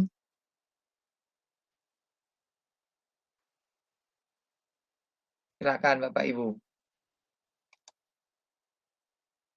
Ya Bu Rai, kayaknya Ibu Rai mic-nya nih bermasalah Bu Rai. Ya, baik Bapak Ibu, sudah ada yang menulis posisi di kolom chat pemantau, teman, manajer. Nah, baik. Jadi penghukum udah mulai berkurang ya Bapak Ibu yang menulis di kolom chat. Jadi mungkin masih malu-malu berbicara langsung nih. Baik, tidak apa Bapak Ibu. Jadi mari kita meyakini bahwa dengan kita praktek menyampaikan langsung itu sangat baik sekali nanti Bapak Ibu. Nah, Bapak Ibu, mari kita lihat 5 posisi kontrol ini seperti yang dikatakan oleh Bu Made tadi, beliau memakai pemantau dan manajer. Nah, ini salah satu identitas berhasil Bapak Ibu. Jadi, seperti yang sudah dijelaskan di video tadi, bahwa gimana kita mulai menggeser, yaitu memunculkan posisi kontrol itu mulai menumbuhkan dari diri anak sendiri. Nah, di sini dibagi menjadi 3 Bapak Ibu, di mana posisi kontrol penghukum, membuat orang merasa bersalah, itu posisi identitas gagal. Nah, tadi udah diceritakan penghukum kita sering memberikan suatu tanggung jawab yang mungkin di luar dari konteks tugasnya. Contohnya sering kita kebiasaan misalnya menyuruh membersihkan WC, memungut sampah dan lain sebagainya. Kalau itu sifatnya anak datang terlambat dan lain sebagainya. Nah, membuat orang merasa bersalah. Nah, seperti yang kita cermati tadi bahwa kita seolah-olah mengaitkan kepada kepribadian anak atau perilaku menghargai orang lain. Nah, salah satunya gimana menghargai ibu gurunya, gimana orang tuanya dihargai, dan lain sebagainya. Itu salah satu pembuat orang merasa salah, sehingga kemauan anak untuk meningkatkan itu malahan tidak ada, malahan merendah Bapak Ibu, karena dia memiliki rasa dirinya menurun. Artinya identitas berhasilnya minim sekali, malahan gagal. Nah, ini salah satu posisi yang perlu kita hindari. Nah, posisi identitas berhasil itu cenderung kita mengarah kepada posisi teman, pemantau, dan manajer. Nah, posisi teman itu pun masih ada posisi yang sifatnya membuat anak itu melonjak nanti Bapak Ibu. Ketika kita terus menggunakan posisi teman, itu tentu juga tidak baik Bapak Ibu. Pemantau, nah ini salah satunya tadi Bu Made sudah berusaha memantau perkembangan anak dari segi perilakunya. Nah, begitu pula praktek baik di sekolah kita sudah cenderung melakukan pemantauan Bapak Ibu. Salah satunya kemarin kita kan melakukan presensi online yang sifatnya itu pemantau, yang dimana kita ada data-data yang kita jadikan acuan nanti, dan tentu orang tua pun juga ikut terlibat nanti mengetahui perkembangan anaknya. Ini salah satu dampak positif yang kita lakukan Bapak Ibu dengan adanya posisi kontrol pemantau tersebut. Nah, begitu pula posisi yang paling ideal dan paling baik itu memang posisi manajer Bapak Ibu. Nah, di mana posisi manajer ini gimana menumbuhkan dari dirinya Bapak Ibu. Jadi memang di sekolah kita perlu tantangan Bapak Ibu ya. Benar ya? Kalau posisi manajer ini tidak mudah sekali anak itu mau berubah dengan intrinsiknya Bapak Ibu. Jadi harapan kita memang dengan kontinuitas, konsistensi, maka posisi pemantau dan manajer ini akan menjadi budaya positif untuk anak kita. Tanpa kita paksa pun, anak itu mulai merubah perilakunya dengan keyakinan belajar, keyakinan kelas, dan peraturan yang sudah dibuat. Tanpa dipaksa pun, anak pun akan melakukan perubahan positif. Nah, inilah sebuah tantangan kita bersama, gimana kita meyakini perilaku-perilaku itu akan berubah ketika anak itu mempunyai suatu tanggung jawab dari dirinya. Nah, seperti yang pemantau kita lakukan seperti di sekolah kemarin, contohnya Bapak Ibu, praktek baik, misalnya anak-anak tidak mengikuti pelajaran kita. Apakah kita akan kasih tugas mencatat yang sifatnya saya tidak akan mengulangi lagi itu sebanyak 1000 kali? Tidak, Bapak Ibu. Malahan dengan memberi contohnya, konsekuensinya kamu menyediakan waktu harus di rumah lebih dengan mencatat apa yang guru anak-anak yang lain dapatkan di sekolah. Nah, ini salah satu sebuah pemantauan yang kita lakukan dan konsekuensinya sejalan dengan kebutuhan anak, Bapak Ibu. Dia tidak belajar, tentu dia juga harus belajar di luar jam yang memang sudah ditentukan. Nah, ini salah satu konsekuensi yang sudah dipertunjukkan dalam video tadi. Nah, gimana kita mulai mengarah ke posisi yang berdampak positif buat anak kita.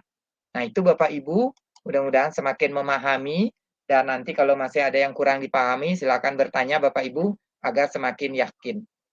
Nah, di sini tentang keyakinan kelas Bapak Ibu. Nah, ini salah satu budaya positif juga. Nah, mari kita cermati dari sebuah pertanyaan ini Bapak Ibu. Mengapa tidak peraturan saja, mengapa harus keyakinan kelas? Mengapa kita memiliki peraturan harus menggunakan helm Nah, mengapa kita memiliki peraturan harus menggunakan helm bila mengendarai kendaraan roda 2? Yang kedua, mengapa kita memiliki peraturan 3M, menggunakan masker, mencuci tangan, dan menjaga jarak 1,5 meter?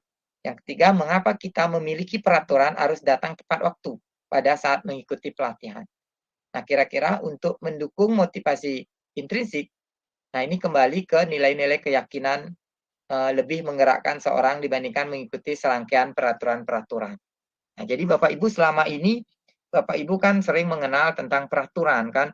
Peraturan harus menggunakan helm bila mengendarai kendaraan roda 2. Boleh Bapak Ibu, kira-kira apa yang menyebabkan Bapak Ibu menggunakan helm bila mengendarai kendaraan roda 2 Bapak Ibu? Boleh. Siapa yang mau membantu? Kira-kira menggunakan helm mengendarai kendaraan roda 2 tujuannya untuk apa Bapak Ibu? Silakan yang bersedia Bapak Ibu. Untuk keselamatan. Keselamatan, baik. Terima kasih Bu Unyani memahami beliau tentang peraturan menggunakan helm itu untuk keselamatan. Baik, mengapa kita memiliki peraturan 3M, menggunakan masker, mencuci tangan, dan menjaga jarak?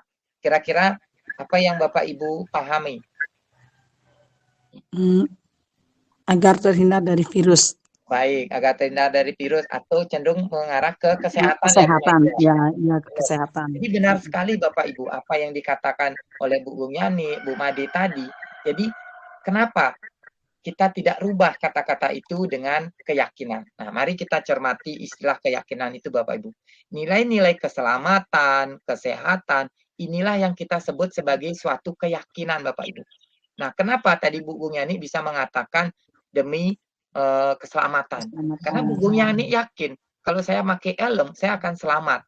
Artinya meyakini, kan ada keyakinan dari Bu Unyani untuk mengurangi risiko yang terjadi dibandingkan tidak pakai helm kan lebih bahaya juga kan gitu.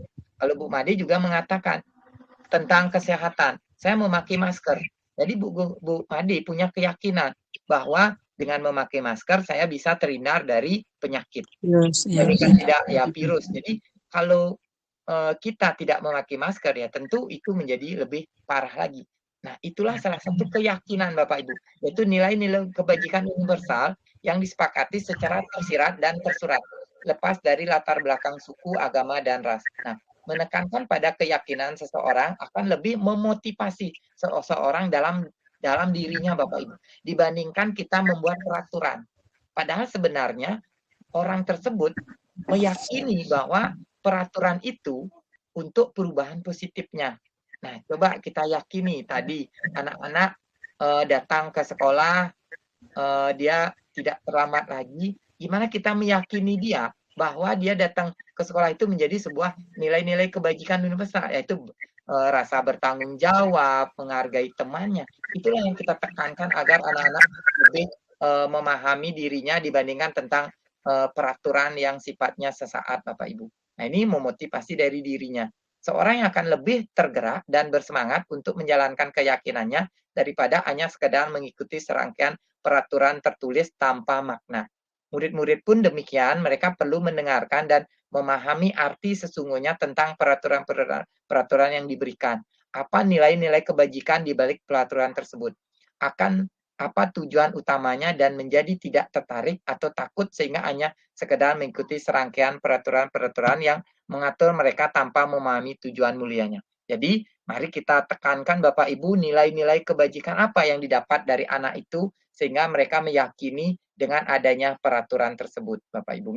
Jadi mari kita tekankan tidak hanya hukuman, Bapak Ibu, peraturan, tapi kita yakini munculkan nilai-nilai keyakinan yang membuat mereka berubah. Nah, mari kita lihat Bapak Ibu dari dua kata-kata yang sering kita lihat dan dengar. Nah, kita akan melihat kira-kira Bapak Ibu dari kedua kesepakatan kelas ini mana yang juga merupakan keyakinan kelas, yang A dan B. Nah, coba lihat yang A di sini kata-katanya kesepakatan, datang tepat waktu, mengucapkan salam, menjaga kebersihan sekolah, berdoa sebelum dan sesudah kegiatan, aktif dalam pembelajaran, tertib. Nah, kita sekarang diajak untuk mengubah seperti yang keyakinan atau kesepakatan kelas yang B, Bapak Ibu. Kata-kata yang cenderung mengarah ke kebajikan nilai-nilai universal. Dia akan meyakini kami guru dan murid yang saling menyayangi. Nah, kalau sudah saling menyayangi, pasti tidak akan ada yang saling menyakiti, Bapak Ibu. Tidak ada yang dihukum. Kami murid yang semangat belajar. Nah, jadi dia memotivasi dirinya, di mana menumbuhkan semangat belajar, bukan diperintah untuk belajar.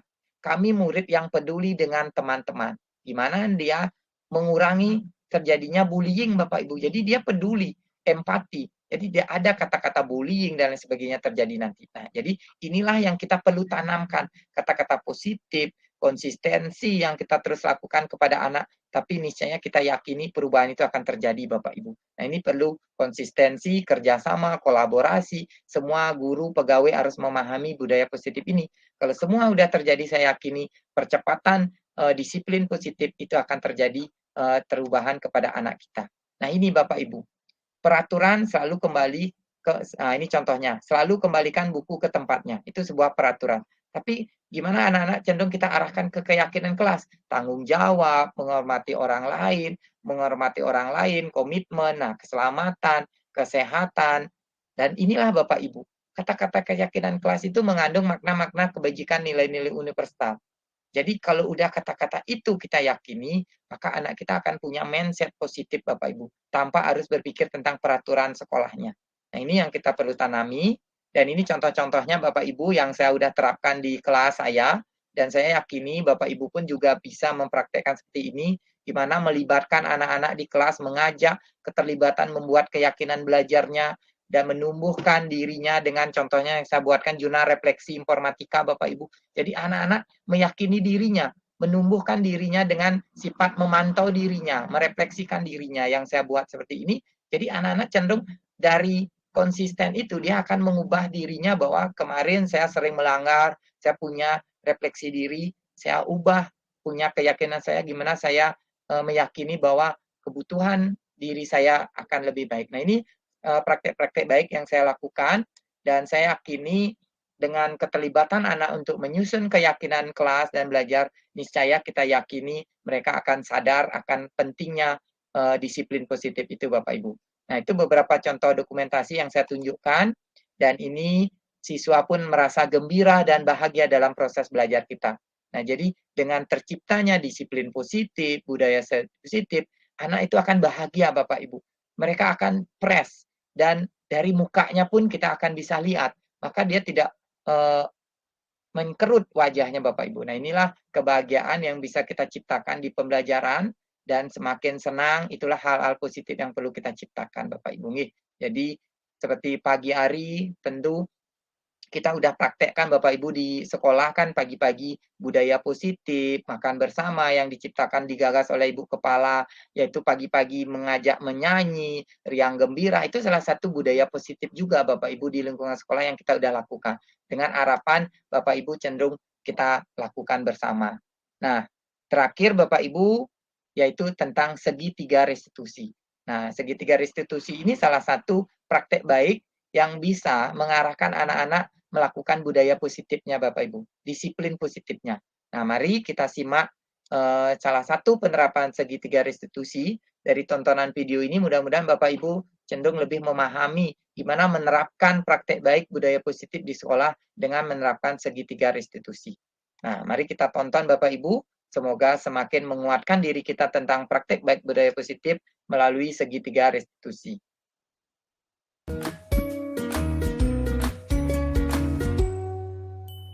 Salam dan bahagia Ibu dan Bapak guru hebat. Pada video kali ini kita akan membahas tentang salah satu program disiplin positif yang diterapkan di lingkungan sekolah yang dikenal dengan nama restitusi.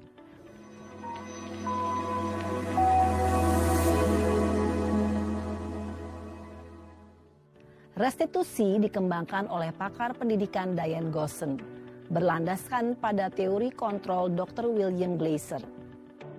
Segitiga restitusi adalah suatu proses dialog yang dijalankan oleh guru atau orang tua agar dapat menghasilkan murid yang mandiri dan bertanggung jawab. Pada saat guru di posisi manajer, aspek yang dikembangkan pada murid adalah motivasi intrinsik, sehingga penanaman nilai-nilai kebajikan dapat tumbuh dan berkembang menjadi suatu kebiasaan positif yang akhirnya membentuk karakter murid. Proses dialog ini terdiri dari 3 langkah yang digambarkan pada ketiga sisi pada segitiga restitusi. Sisi pertama adalah menstabilkan identitas. Sisi yang kedua adalah validasi tindakan yang salah. Dan sisi yang ketiga adalah menanyakan keyakinan. Ibu dan Bapak guru, berikut ini akan ditunjukkan bagaimana seorang guru berada dalam posisi manajer menggunakan penerapan segitiga restitusi.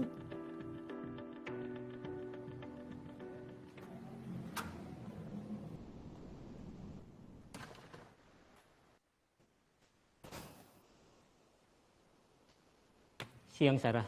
Siang, Pak. Sudah lama nggak ketemu Sarah. Kenapa hari ini ada di sini? Kesel, Pak. Kesel banget. Masa aku dikatain tukang fitnah, Pak? Ya aku marah lah. Aku balik ngatain Eka di depan kelas. Kesel banget. Oh, begitu. Ya pasti kamu marah dan kesal. Bapak juga akan marah apabila ada yang menuduh Bapak seperti itu. Kemudian, pada saat itu, kamu mau melakukan apa? Ya saya langsung ngatain Eka lah, Pak. Kesel banget. Saya bentak-bentak dia depan teman-teman lain. Oh, begitu. Pasti kamu melakukan seperti itu karena suatu alasan tertentu, bukan? Iyalah, masa saya diam saja, Pak? Ya saya bela diri lah. Masa saya dituduh tukang fitnah? Ya wajarlah. Mempertahankan harga diri itu sesuatu yang penting buat kamu. Untung kamu tidak bertindak lebih gegabah lagi. Hanya membentak-bentak. Iya, Pak. Untung saya masih bersabar dan hanya membentak saja. Sudah gemes padahal, saya pasti bela diri lah. Ya pasti ya, tapi kamu memilih untuk tetap bertahan dan bersabar. Kamu memilih untuk tidak berbuat lebih parah lagi, bukan? Iya. Nah, sekarang coba kita lihat lagi. Tindakan kamu yang bentak-bentak Eka di kelas. Tindakan kamu itu kira-kira sesuai dengan keyakinan kelas atau prinsip kamu tidak? Enggak lah, Pak. Capek, Pak, jadi pemarah. Jadi keyakinan atau prinsip mana yang kurang sesuai dengan keinginan kamu? Ya, saya sebenarnya sangat menghargai orang lain. Mungkin saat itu saya menjadi emosi, jadi tidak menunjukkan sikap itu. Kamu meyakini tidak? Menghargai orang lain itu penting buat kamu? Yakinlah, Pak. Iya, setuju. Kita harus saling menghargai. Namun, ada juga keyakinan yang kita sepakati yang perlu kita jalankan apabila kita sedang marah, bukan? Ya, saya bisa lebih proaktif, mulai dengan diri sendiri. Saya bisa jadi lebih bersabar, mengambil waktu jeda untuk berpikir mau apa selanjutnya. Kira-kira kamu bersedia memperbaiki masalah ini tidak? Bersedia, Pak. Kalau kamu memperbaiki masalah ini, kamu akan menjadi orang seperti apa? Saya akan menjadi orang yang bertanggung jawab kali ya, Pak. Dan senantiasa proaktif. Iya, menurut kamu bagaimana rasanya menjadi orang seperti itu? Ya nyaman lah, bangga bisa bersabar dan menahan diri. Baiklah kalau begitu. Yuk kita pikirkan bagaimana memperbaiki masalah ini.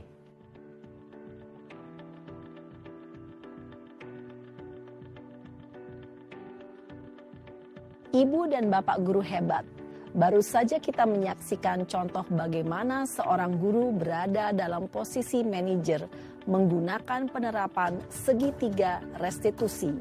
Mari kita bahas satu persatu. Pada sisi pertama, menstabilkan identitas berdasarkan pada prinsip bahwa membuat kesalahan adalah bagian dari proses pembelajaran. Sisi pertama dari segitiga ini berperan menggeser identitas murid dari identitas gagal ke identitas sukses. Murid yang sedang bertingkah laku yang tidak pantas atau menarik diri saat itu sedang mengalami identitas gagal. Bila kita mengkritiknya, maka posisinya tidak akan berubah. Kita bisa mengajukan pernyataan-pernyataan ini. 1. Membuat kesalahan sesuatu yang wajar. 2. Manusia tidak ada yang sempurna. 3. Kita bisa memperbaiki masalah ini. 4. Saya tidak menanyakan kesalahannya. Saya lebih fokus bagaimana memperbaiki masalah ini. 5. Apakah saat ini kamu tengah menjadi orang yang baik untuk dirimu sendiri? Pada sisi kedua, validasi tindakan yang salah berlandaskan pada prinsip bahwa setiap perilaku berupaya memenuhi suatu kebutuhan tertentu. Guru yang telah memahami teori kontrol akan bergeser dari pemikiran stimulus respon menjadi proaktif dan mencoba untuk mengenali tujuan dari perilaku murid. Mengenali dan mengakui kebutuhan murid ini dapat memperbaiki hubungan dengan murid tersebut. Pernyataan atau pertanyaan bisa disampaikan dengan nada suara tidak menghakimi atau memojokkan, sehingga dapat mengembalikan murid pada posisi positif. 1. Kamu bisa saja bertindak lebih gegabah lagi dari ini. 2. Kamu bukan melakukannya tanpa suatu alasan tertentu. 3. Kamu melakukannya karena mempertahankan sesuatu yang penting bagimu. 4. Mungkin kamu bisa mempelajari suatu perilaku baru yang lebih efektif. Bersediakah kamu mempelajarinya? Selanjutnya, kita akan simak sisi terakhir, yaitu menanyakan keyakinan.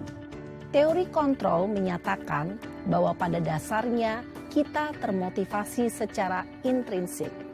Pada saat perilaku yang salah telah divalidasi dan identitas sukses telah stabil, maka murid telah siap mengaitkan keyakinan-keyakinannya dengan tindakannya yang salah dan pemikirannya telah bergeser ingin menjadi orang yang dituju.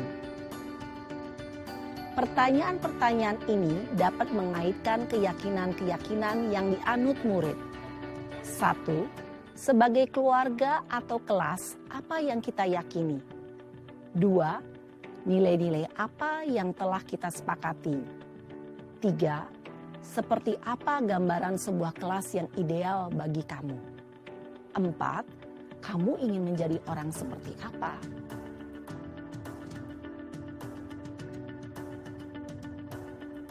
Dalam menerapkan segitiga restitusi, perlu diperhatikan beberapa hal, yaitu 1. Perilaku yang salah perlu dikaitkan dengan nilai-nilai atau keyakinan-keyakinan yang telah disepakati atau dituju. 2. Kesediaan orang yang melakukan kesalahan untuk memperbaiki masalah. 3. Pemecahan masalah sebisa mungkin relevan atau memiliki hubungan dengan masalah yang ada. 4. Usaha. Perlu adanya suatu usaha perbaikan dari pihak yang berbuat kesalahan. 5. Waktu. Perlu didedikasikan waktu dari pihak yang berbuat kesalahan. Tanyakan kapan akan mulai diberlakukan usaha untuk memperbaiki masalah. Dengan memahami struktur penerapan segitiga restitusi, diharapkan guru dapat menerapkan posisinya sebagai manajer dengan mengajukan pertanyaan-pertanyaan bermakna yang dapat membuat murid menjadi lebih percaya diri, bertanggung jawab, dan mandiri. Nah, Ibu Bapak Guru perlu tidaknya mengikuti ketiga tahapan dalam segitiga restitusi bergantung pada ringan beratnya suatu permasalahan. Misalnya, bila permasalahan tersebut ringan, maka tidak perlu dijalankan secara berurutan. Bahkan bisa semudah menanyakan apa keyakinan yang kita sepakati. Dengan menjalankan segitiga restitusi, dengan mengajukan pertanyaan-pertanyaan bermakna, diharapkan murid menjadi lebih kuat secara pribadi, dapat membuka wawasan murid agar dapat menyelesaikan permasalahannya sendiri, semakin percaya diri, mandiri, dan merdeka. Salam dan bahagia, Ibu Bapak Guru hebat. Baik, terima kasih Bapak Ibu. Nah, itulah Bapak Ibu penerapan segitiga restitusi yang tentu harapannya nanti kita bisa selesaikan permasalahan anak-anak dengan menggunakan posisi control manager yang penerapannya segitiga restitusi. Nah, itu yang pertama menstabilkan identitas, validasi tindakan yang salah, dan menanyakan keyakinan. Nah, jadi ini Bapak Ibu sebuah praktek baik yang tentu kita perlu lakukan secara kontinu, konsisten, dan kita bisa berbagi dengan rekan-rekan yang sudah mempraktekkan. Bahkan di sini saya yakini Bapak Ibu guru yang guru penggerak ataupun guru-guru yang lainnya juga sudah menerapkan ini, tinggal kita bisa bagikan gimana penerapan itu lebih baik laginya. Nah Bapak Ibu, proses 3 tahapan tersebut didasarkan pada prinsip utama dari teori kontrol Bapak Ibu. Jadi yang pertama misalnya langkah menstabilkan identitas. Nah, jadi teori kontrolnya kita semua akan melakukan hal yang terbaik yang bisa kita lakukan. Jadi, menstabilkan identitas itu salah satunya teori kontrolnya yaitu Bapak Ibu melakukan hal yang terbaik buat yang bisa dia lakukan Bapak Ibu. Kalau validasi tindakan yang salah. Nah, jadi semua perilaku memiliki alasan. Jadi gimana kita memposisikan ataupun menanyakan perilaku dari alasan yang dia lakukan. Nah, menanyakan keyakinan. Nah, jadi ini sebuah motivasi internal Bapak Ibu. Kita semua memiliki motivasi internal bahwa keyakinan apa, nilai-nilai kebajikan universal apa yang mereka miliki. Nah, salah satunya tadi dari video yang diceritakan tadi bahwa mereka pengen rasa nyaman, rasa saling dihargai, dan lain sebagainya. Nah, itu salah satu nilai-nilai yang kita tuju Bapak Ibu. Nah, ini yang kita perlu tekankan sehingga anak-anak mempunyai pemikiran positif untuk perubahannya. Nah, Bapak Ibu boleh ada yang berbagi Bapak Ibu. Nah, ini contoh dokumentasi praktek segitiga restitusi yang saya lakukan dan bahkan tidak harus secara tatap muka Bapak Ibu. Bahkan anak-anak pun pernah melakukan lewat WA yang di chat ke saya. Nah, di sana saya melakukan praktek baik segitiga restitusi juga, gimana menenangkan anak agar tidak frontal, tidak ikut-ikutan dengan sekolah lain. Nah, itu salah satu bukti bahwa anak itu menganggap saya itu mungkin jadi teman Bapak Ibu atau menjadi ruang untuk mereka mendapatkan solusi. Nah, ini salah satu harapan Bapak Ibu bisa berbagi cerita juga. Kemarin saya juga sudah ceritakan ini kepada guru BK, Bu Tirta, Bu Rai, dan Bu Kepala juga. Saya tunjukkan bahwa anak-anak itu sekarang sudah mulai memberanikan diri Bapak Ibu mengungkapkan suatu kasus-kasus yang terjadi. Nah, gimana kita memposisikan kontrol diri kita mengarah mulai dari teman, pemantau, manajer, maka anak itu akan merasa nyaman mau bercerita ke kita. Dan kita pun juga bisa merefleksikan diri Bapak Ibu tentang perubahan praktek baik diri kita, perilaku kita, apa yang perlu kita tingkatkan. Tapi kita yakini Bapak Ibu bahwa tidak hanya 1-2 orang yang akan bisa mengubah perilaku anak itu, tapi kita meyakini bahwa ekosistem sekolah secara utuhlah yang akan membantu perubahan positif itu. Kalau kita sudah berkolaborasi, mempunyai keyakinan bersama, mencapai impian visi sekolah kita bersama, maka niscaya budaya positif itu akan terbentuk dari keikhlasan Bapak Ibu tanpa paksaan. Nah, ini Bapak Ibu mudah-mudahan praktek baik yang saya bisa bagikan hari ini bisa mencerahkan dan menguatkan Bapak Ibu. Sebagai akhir dari kegiatan ini, tentu saya berharap Bapak Ibu kalau ada pertanyaan saya persilahkan sebelum kita simpulkan dengan refleksi Bapak Ibu ya. Jadi saya berharap Bapak Ibu, dengan adanya penguatan diseminasi ini, kita semakin meyakini bahwa perubahan paradigma yang mungkin pemikiran kita yang lama, yang masih bersifat penghukum dan sebagainya, mari kita rubah dengan budaya positif di paradigma baru ini, Bapak Ibu ya. Walaupun berat, saya yakin berat nggak Bapak Ibu, tapi saya yakin tantangan tersendiri Bapak Ibu untuk mengubah paradigma itu menjadi lebih baik. Silakan Bapak Ibu kalau ada pertanyaan boleh ditulis di kolom chat atau mungkin masih ada ragu-ragu tentang penerapan praktik baik budaya positif. Saya yakini sudah Bapak Ibu lakukan juga. Sebelum kita masuk ke refleksi, saya mohon 1 atau 2 orang mungkin yang mau berbagi praktik baiknya di sekolah sehingga kita bisa saling menguatkan Bapak Ibu. Silakan. Bapak Ibu yang bersedia nggak usah takut. Di sini kita jadikan ruang berbagi Bapak Ibu, ruang berkomunikasi, berkolaborasi. Kalau ada hal yang mungkin Bapak Ibu ingin sampaikan. Nah ini Bu Rai mungkin tadi, apakah sudah bisa Bu Rai? Boleh Bapak Ibu yang tidak gangguan sinyal boleh on kameranya sebagai akhir dari kegiatan kita. Sehingga kita bisa mengakhiri sesi ini nantinya dengan gembira, bahagia. Kan itu keyakinan bersama Bapak Ibu. Jadi bukan suatu paksaan, tapi Bapak Ibu hadir dengan rasa nyaman. Nah itu yang saya penting Bapak Ibu, keyakinan itu. Jadi saya ucapkan terima kasih kepada Bapak Ibu yang sudah bersedia. Nah ini saya yakin beliau mempunyai keyakinan bahwa apa yang dilakukan sesi kali ini merupakan sesi yang bermakna untuk dirinya. Silakan Bapak Ibu. Mungkin Bu Rai, apakah udah bisa nggak Bu Rai? Di unmute mic-nya.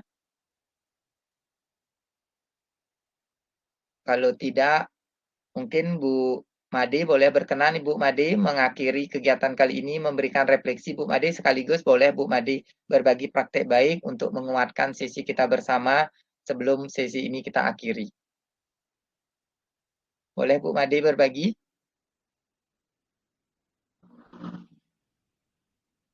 Atau Bu Intan, silakan Bu Intan. Nih saya lihat beliau luar biasa semangat nih dari tadi mengikuti, kayaknya menyimak nih dengan tempat yang ini. Karena saya yakini Bapak Ibu semua ini punya keyakinan dan pengen terus belajar dan belajar nih. Jadi saya hanya memotivasi, saya yakini walaupun sesi kita termasuk mungkin mengganggu kesibukan Bapak Ibu, tapi saya yakini kalau Bapak Ibu sudah mempunyai keyakinan, maka kita akan pengen belajar dan belajar. Boleh Bu Intan berikan refleksinya sekaligus penguatan praktek baik, boleh Bu Intan. Terima kasih atas waktunya Pak Man. Untuk refleksi pembelajaran yang Pak Man sampaikan, di sini saya akan menjawab sesuai dengan soal. Mohon izin dulu Bu Intan, sebelum ke refleksi Bu Intan ada pertanyaan nggak? Ada yang masih ragu-ragu penerapannya nih? Dari sekian itu ada pertanyaan nggak masih ragu-ragu Bu Intan? Mungkin yang terakhir itu ya tentang apa ya? Segitiga. Restitusi ya. Ya, itu tumben itu saya dengar itu segitiga restitusi. Yang itu mungkin agak gini kurang paham Pak Man. Siap. Nanti kita praktekkan ya Bu ya di sekolah ya. Nanti sesuai dengan video itu kita bisa berbagi gimana sih menciptakan budaya nyaman, senang untuk anak kita ya Bu Intan ya. Nah, nanti kita bisa, nanti saya akan share PPT lagi video ini agar bisa lebih menguatkan gimana menerapkan segitiga restitusi itu. Silakan Bu Intan memberikan refleksi dari pembelajaran kita kali ini. Ya, terima kasih atas waktunya Pak Man. Baik, Bapak Ibu yang masih bergabung di sini, saya akan memberikan refleksi pembelajarannya sesuai dengan pertanyaan yang Pak Man sudah tampilkan. Yang pertama, bagaimana pengalaman Anda mengikuti diseminasi ini. Nah, pengalaman saya tentunya menyenangkan ya Pak Man. Saya mengetahui hal-hal baru yang lebih banyak lagi tentang apa yang Pak Man sampaikan tadi. Yang kedua, bagaimana perasaan selama mengikuti kegiatan ini? Nah, perasaan saya senang. Walaupun sebenarnya kondisi kurang enak badan karena agak pilek Pak Man ya. Tapi dengan ini saya mengikutinya itu dengan senang dan nyaman tentunya. Yang ketiga, apa hal baru yang Anda temukan? Nah, di sini hal baru yang saya temukan adalah tentunya materi yang baru seperti tadi ada segitiga restitusi kalau nggak salah ya, dan bagaimana cara menerapkan disiplin positif yang Pak Man tadi sampaikan. Nah, di situ. Dan yang terakhir, apa hal yang ingin segera Anda terapkan? Nah, dari penjelasan 5 kontrol yang tadi saya dengarkan, mungkin saya masih di tahap kontrol teman dan pemantau, tetapi di sini saya akan mencoba untuk menerapkan kontrol manajernya. Nah, mungkin segitu saja untuk refleksi saya hari ini. Terima kasih, Pak Man.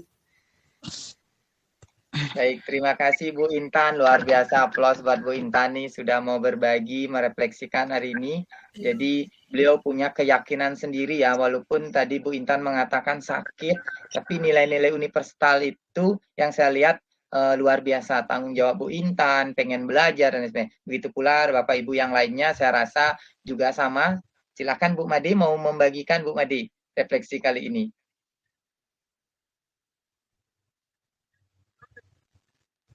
Mic-nya Bu Made, gimana nih Bu Made? Saya lihat luar biasa kesiapannya nih. Belum di-unmute Bu Made. Mic-nya Bu Made kayaknya ada masalah ya. Baik Bapak Ibu, terima kasih ya. Jadi sebelum diakhiri nanti saya mohon perkenan kepada Ibu Kepala Sekolah memberikan penguatan di sesi akhir sekaligus menutup sesi ruang diseminasi yang saya lakukan ini dengan harapan apa yang saya bagikan ini kepada Bapak Ibu menjadi benar-benar nilai positif untuk perubahan dari diri kita, lingkungan sekolah kita, dan lain sebagainya. Baik Bapak Ibu, sebelum Bu Kepala memberikan penguatan di akhir sekaligus menutup, saya lihat di kolom chat juga Bapak Ibu sudah menulis ya. Jadi salah satu nilai-nilai positif yang ditulis di sini, Bu Made sudah menulis tentang ya sudah menerapkan praktek baiknya dan akan ditingkatkan lagi. Baik, terima kasih Bapak Ibu yang lainnya yang sudah menulis di kolom chat. Mungkin ada gangguan sinyal, tidak bisa berbicara langsung, tidak apa. Mudah-mudahan apa yang saya sampaikan hari ini benar-benar meningkatkan motivasi kita bersama Bapak Ibu. Baik, terima kasih. Begitu pula saya lihat juga Bapak Ibu, Bu Bunyani, Bu Jero, Bu Juliani, Bu Tirta, ya Pak Darmo dan Bu Bunyani dan lain sebagainya. Ini saya lihat udah mulai menulis di kolom chat ya, walaupun tidak bisa secara langsung menyapa, tapi saya yakini beliau sudah menulis dan tadi sudah ada yang menulis tentang perlu penguatan karakter anak baik. Nah ini menjadi diskusi kita lanjut nanti di sekolah bersama Bapak Ibu. Baik, demikian Bapak Ibu. Bu Made, gimana? Ada yang mau disampaikan lagi Bu Made? Tidak, Man. Oh, tidak. Ya, tadi ada gini, jaring koneksi buruk, Man, tadi, Man. Siap. Tidak apa Bu Made, terima kasih sudah menyimak dengan baik. Dan sebagai akhir dari kegiatan ini, saya mohon kepada Ibu Kepala memberikan penguatan sekaligus menutup kegiatan kita kali ini untuk tindak lanjut selanjutnya. Mohon izin, silakan Ibu perkenan untuk memberikan penguatan sekaligus menutup Ibu. Terima kasih atas kesempatannya. Saya selaku kepala sekolah merasa bangga sekali dengan diadakan kegiatan diseminasi seperti ini tentang budaya positif dari Pak Man Haryandara. Semoga bisa diterapkan di sekolah dalam situasi apapun, bukan hanya di PBM, mungkin nanti akan di luar PBM kita akan banyak menemukan kasus-kasus siswa. Semoga kita bisa terapkan budaya positif ini. Kemudian tidak hanya Pak Man Haryandara saja yang bisa mendiseminasi seperti ini ikut. Dalam kesempatan ini yang berharap teman-teman guru yang lain yang hebat-hebat bisa seperti ini membuat kegiatan seperti ini sehingga sekolah kita akan menjadi lebih kuat. Demikian Pak Man. Untuk itu hari ini pertemuan diseminasi ini yang tutup.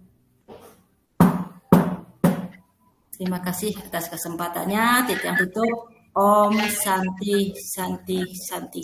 Om. Om Santi Santi. Oh. Baik, terima kasih Bu Kepala sudah menutup sesi diseminasi saya kali ini. Tentu harapan Ibu Kepala ke depan kita bisa memprogramkan agenda-agenda seperti ini lagi ya. Jadi ini menjadi keyakinan bersama nantinya di sekolah. Salah satunya kita sudah menjalankan komunitas belajar itu.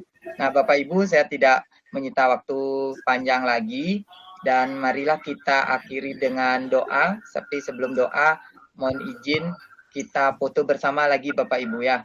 Silakan on kamera yang masih bisa on kamera.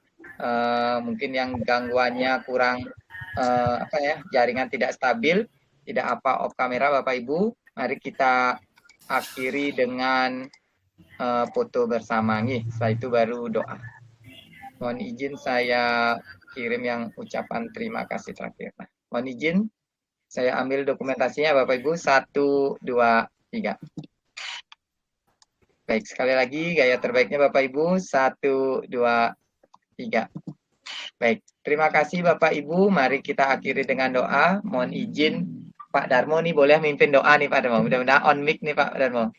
Mohon membantu memimpin doa Pak Darmo. Bisa dipencet mic-nya. Kayaknya ada gangguan beliau nih. Saya minta nih Bu Juliani lah sekarang nih supaya ada pegawai ini aktif. Boleh Bu Juliani bantu pimpin doa Bu Juliani. Boleh on mic Bu, dipencet on mic-nya sambil belajar menggunakan. Baik, nah keren Bu Juli. Nah keren. Silakan Bu Juliani. Sambil belajar. Gimana nih Pak? Silakan mengakhiri dengan doa. Jadi kita sama-sama belajar mencoba ikon dengan Google Meet. Nah. Sedurung dikir, iring sarang-sarang ngucapin Rama Santi Pak Man Berdoa Bu. Bantu mimpin berdoa. Sambil belajar. Tidak yang lain itu Pak Man nggak bisa. Kok nggak bisa mimpin doa Ibu Juliani? Ya, berdoa boleh. Berdoa menurut kepercayaan masing-masing mantannya Pak Man Iring berdoa mulai. Doa selesai Pak Man. Baik, terima kasih Bu Juliani. Tidak usah malu Bu Juliani. Terima kasih luar biasa semuanya. Tetap semangat Bapak Ibu. Kalian luar biasa Bapak Ibu guru hebat semua niki, pegawai semuanya mohon izin yang sinap dengan para Om Santi Om Santi. Terima kasih Bapak Ibu. Izin saya akhiri gininya dulu rekaman.